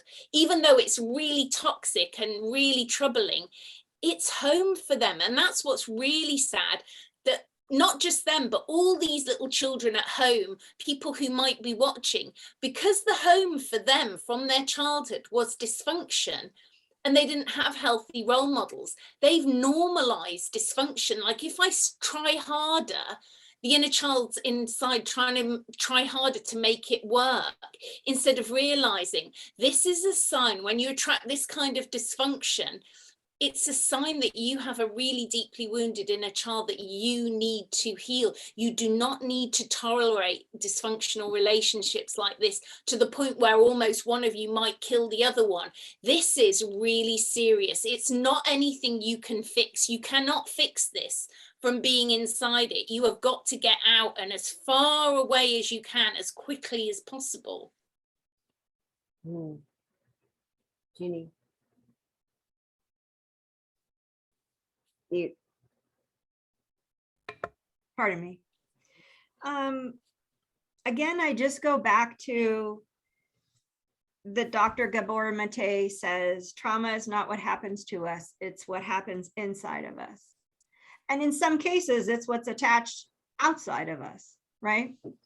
And I think it's just a perfect example of that. And I hope it gives everyone who's listening to us talk today pause to really reflect and think about, as you said, Dani, and I think, Andrea, you also said, what about this is triggering for us? What is it bringing it up? What is it bringing up for us? That is an opportunity for healing. Dani, you and I recently, I think last month, we did a 2.5-hour workshop on self-inquiry, and that all stress, trauma triggers are all an opportunity for healing, for self-inquiry. We both gave tools, and I think it's a wonderful free resource for people to be able to utilize and go back and watch. For free on my YouTube channel, guys. I'm Dani Spiritual Therapist on this YouTube channel, Dani Henderson, DANI, Spiritual Therapist. Lots and lots of free tools. And Andrea and I also, who's also a therapist, just while we're on this subject, Andrea and I have also done free broadcasts for you guys to give you empowerment, to give you tools, you know. And so for Ginny Jablonski and Andrea Foulkes and me, Dani Henderson, we've done this many hours of our therapy and our spiritual mentoring and support for you guys out there. Yes, so Ginny, thanks for raising that point, and please continue. And I think that even if we as an individual human on earth right now are not terribly awake, one must be thinking that there isn't something quite right? You know, maybe the education system isn't what it should be. Maybe the healthcare system isn't right. Maybe the field of psychology doesn't quite have it. And so I think there's a tremendous opportunity for us to self-reflect and make choices. How do we want to live? How do we want to show up in our lives? How do we want to communicate in relationship with our spouse, with our children? I think if half of the people in the world understood, just half, understood the damage we are doing to our children by chastising, by invalidating, by making fun of, by yelling, by refusing, by withholding love, by withholding an understanding of their needs and their desires.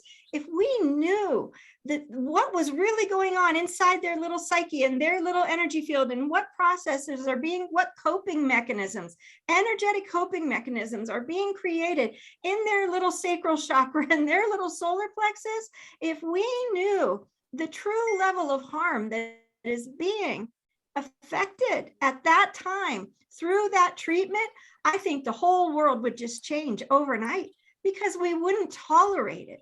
We wouldn't tolerate it. And for those of us and those who are listening to this broadcast that we've just done, you know, now there's a level of responsibility that we all have to our fellow man, to animals. I work with animals, you know, to honor life, to honor ourselves, and to really think, you know, is this the world we want to leave behind? Do we want our children to inherit this absolute ignorant, blind way of perceiving other people and our responsibility to other people? It's very disturbing. I want to raise a point before I come back to you, Andrea. I met with a new client recently, an extremely educated man, a doctor, and he wanted to have a session because his sister referred him to me. And what I was able to share with this beautiful man in our session was that his inner child is still very traumatized from being a refugee and having to separate from his dad, because his dad had to go ahead out of the country. And his mother, he was in a war-torn, terribly traumatizing situation. And now, where the man is in his 40s, he has a little 7-year-old boy himself. So I was able to gently guide him to the information that the reason why this man right now is really struggling and really suffering as the adult successful man he is because that 7-year-old little boy inside of him that's never been able to have any attention on his healing as a 7-year-old is triggered because his own child, who he loves dearly, is triggering his 7-year-old. And I saw the awareness come over my client's face, and it was beautiful. And I've shared this information with lots of people in private clinic and, on channels like this. But just for people to understand that each year that your children get a year older, whatever inner child aspect of you that hasn't had an opportunity to heal at 13, 14, 15 or younger or older is going to get triggered. And I also explained to the man, there are many leaders that call themselves leaders that put themselves in positions of power on my planet, your planet, our planet, who themselves have gone through traumas as children, that in my opinion and diagnosis can cause and create what I call emotional paralysis. So part of the little boy inside of the man or the woman, but the man in this case, talking about the leaders that run our planet, is stunted and doesn't get to grow. And horror of horrors, some of these buffoons in leadership roles on our planet are making decisions for the whole world from their 7-year-old self or their 9-year-old self. We must come into this understanding, and have them sit down and go into therapy that actually works and be okay to say, wow, I'm a bit screwed up. Why am I running economies? Why am I running governments? I have no business being in these positions. I mean, that's my general theory, because just across the board, I consider every single government on our planet, bar none, show me one that doesn't have a hungry person, a cold person, and a homeless person. If you can show me anywhere in the world, any person in leadership that's healed enough and loves himself and humanity enough and has the exact power to take care and nurture, because they've got one job is to take care of the people, because that's your job, not put yourself there for your mates and your friends. No. So they're all failures. So just even highlighting that we can step back and go, hang on, why am I allowing authoritarians to tell me what to think, feel, and do?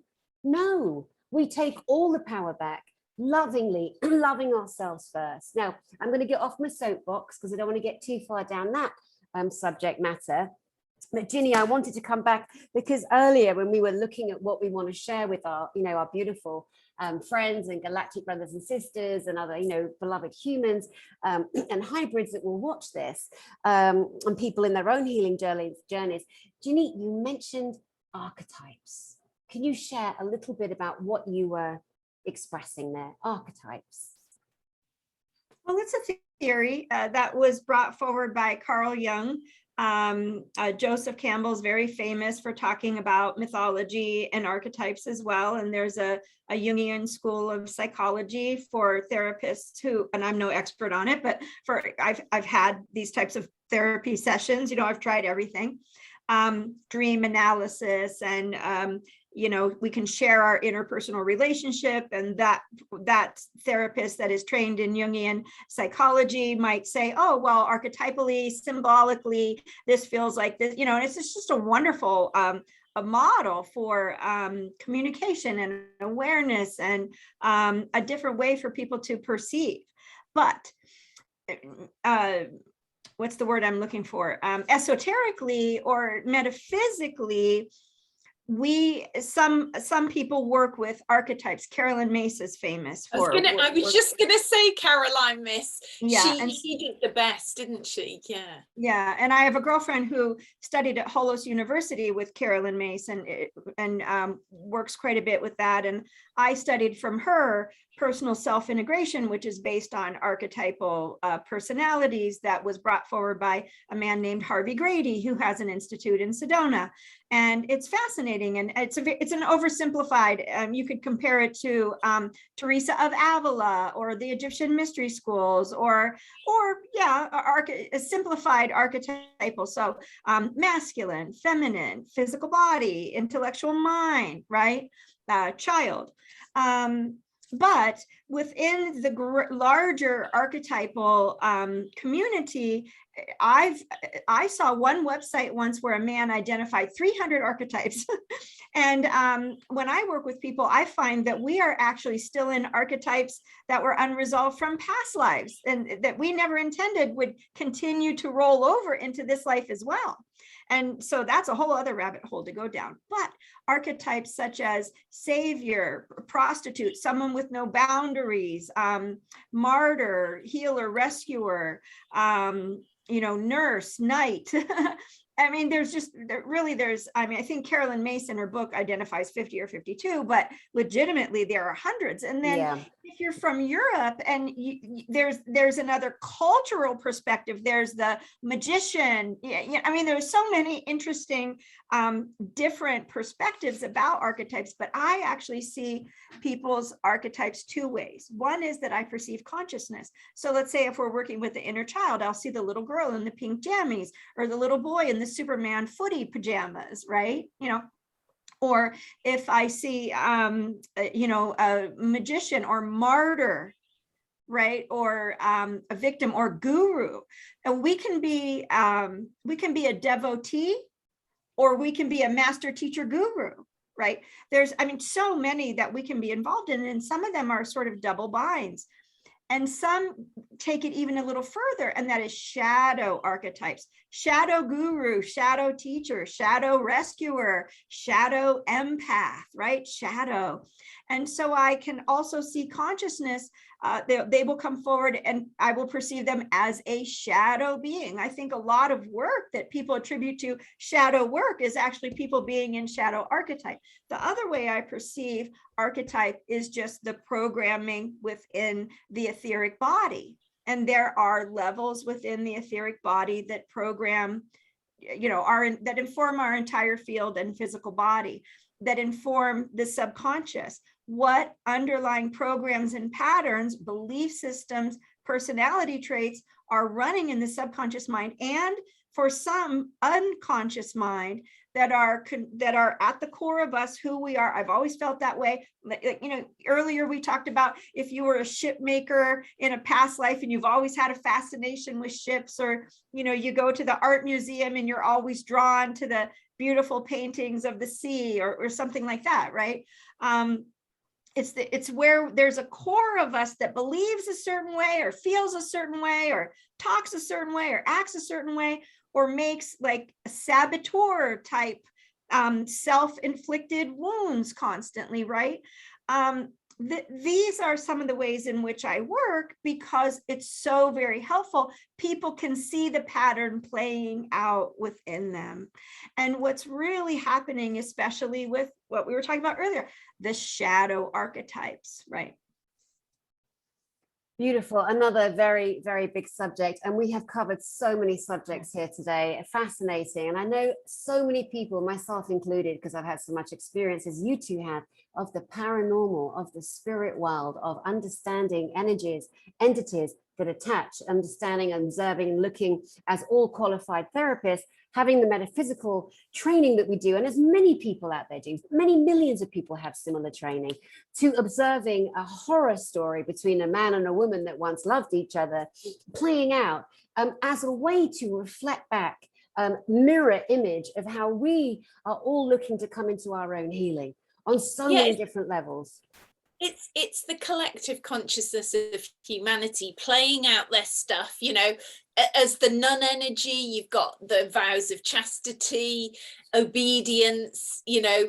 Often a lot of people's poverty issues are linked to lives being a priest or a nun, where to be in that connection with the divine, you know, to know the divine as the God, you've got to, you know, get rid of all your worldly possessions and have no money. And then they wonder why in this lifetime, although they're really good at something, they, you know, I know quite a lot of people right now who've got so many abundance issues, you know, around money and poverty. And I think in the UK right now, they're pushing this thing on the TV in the UK, because I know you're probably not seeing the UK news, but they're pushing this thing into the consciousness of petrol prices have gone up, you know, we're going to charge a lot more for heating. And already I'm seeing people, and I see it on Facebook, people who I know, I'm like, I know you're retired, I know you've got a really good pension, and yet you're already believing you've got no money, because the media are telling these people you can't afford, and they're believing they can't even afford to get in the car and go on an hour's drive. Yeah. You know, so you've got to rise above this. You are eternally abundant. You cannot make your life smaller. And if you've got past lives, or whether you want to call it archetypes, I love the work of Caroline Myss, but I could see Caroline Myss got stuck in Teresa Revavala past life. I went to her workshop years ago, and she is a force to be reckoned with. She's a kick-ass. She's got a lot of masculine, no prisoners. Yeah, don't mess with that woman. And it made me giggle, because if you can see what's going on in workshops, she was really trying to trigger people, and I would see people not getting it, and I would see the gift of what she was trying to give to the people. But it's like all this stuff is still playing out. And I've come across this recently with people who I've known these people, they might even see this video. And I'll be brutally honest, for me, the easiest thing to say to someone is, you're amazing, you're magnificent, I can see your skills and gifts. And I kept going at this with there's two particular women in my mind I'm thinking about. I kept saying, you're amazingly gifted, you're talented. In this lifetime, me as Andrea did not come from money, but I've been very good at manifesting, and I've always stayed in abundance. I've never not been in the flow of abundance, but I've attracted people who've been struggling with abundance, you know, literally paying their rent. They're really struggling.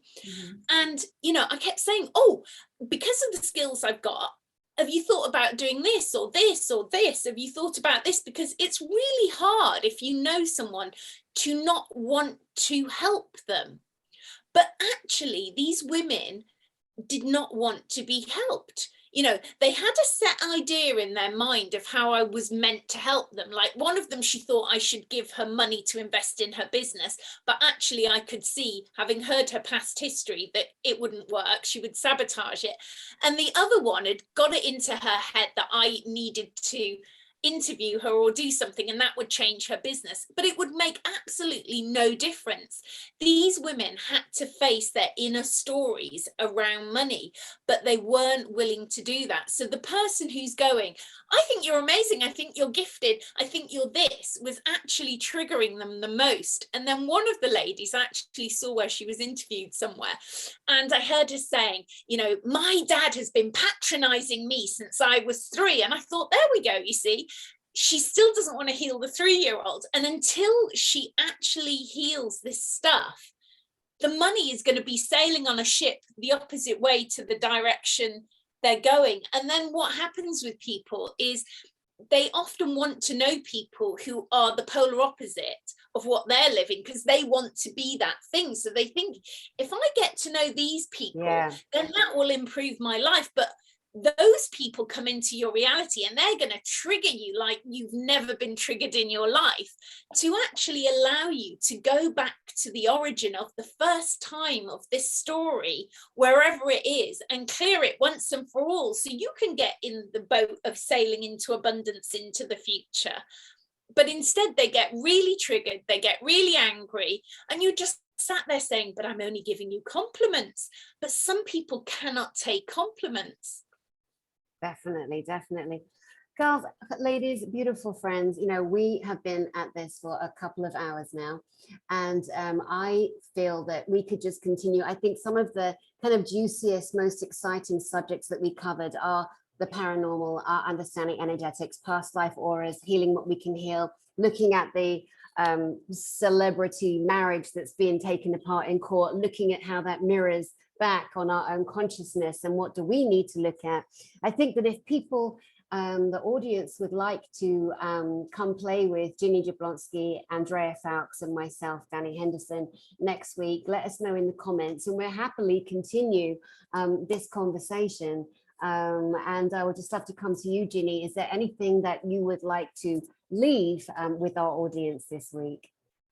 I would like to repeat something Andrea said earlier, and that is when we heal ourselves, when we go on that inner journey and excavate ourselves, everything we want begins to develop, unfold naturally.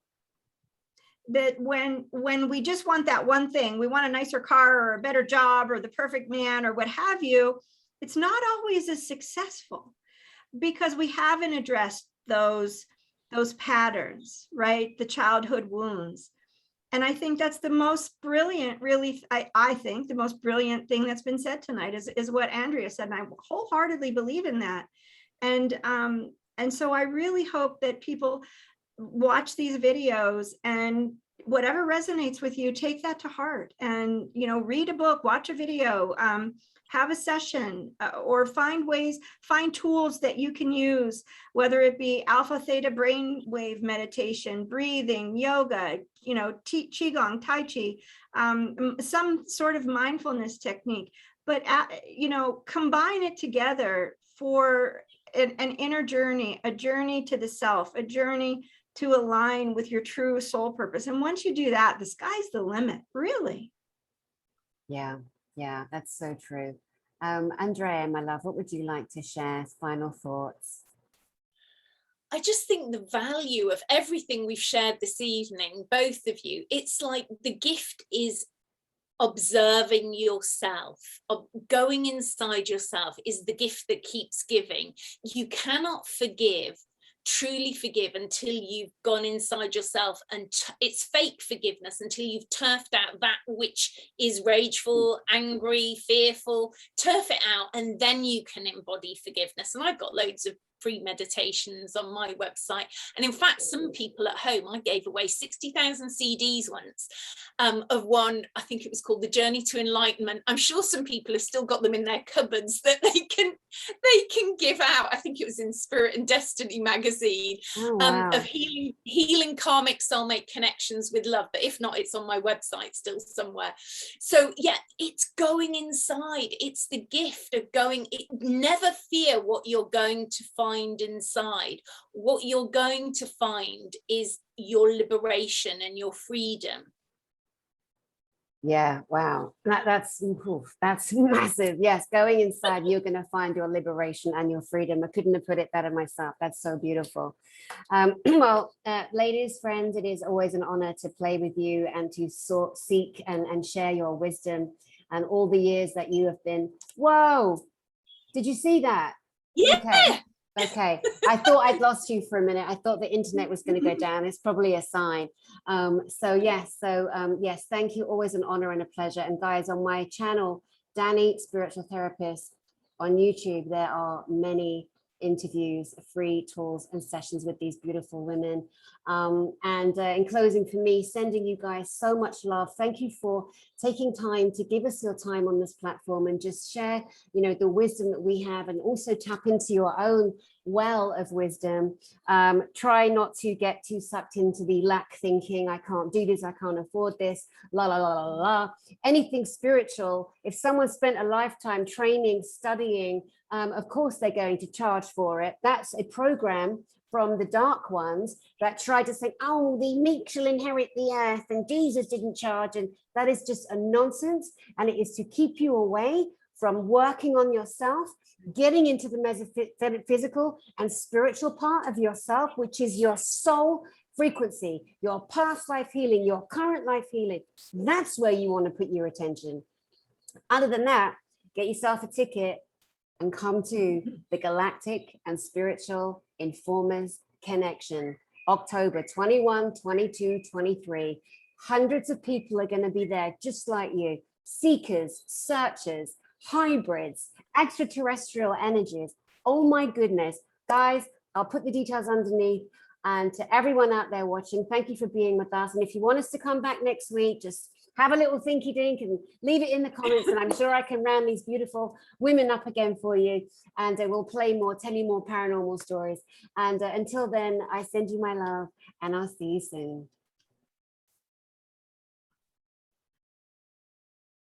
Oh no.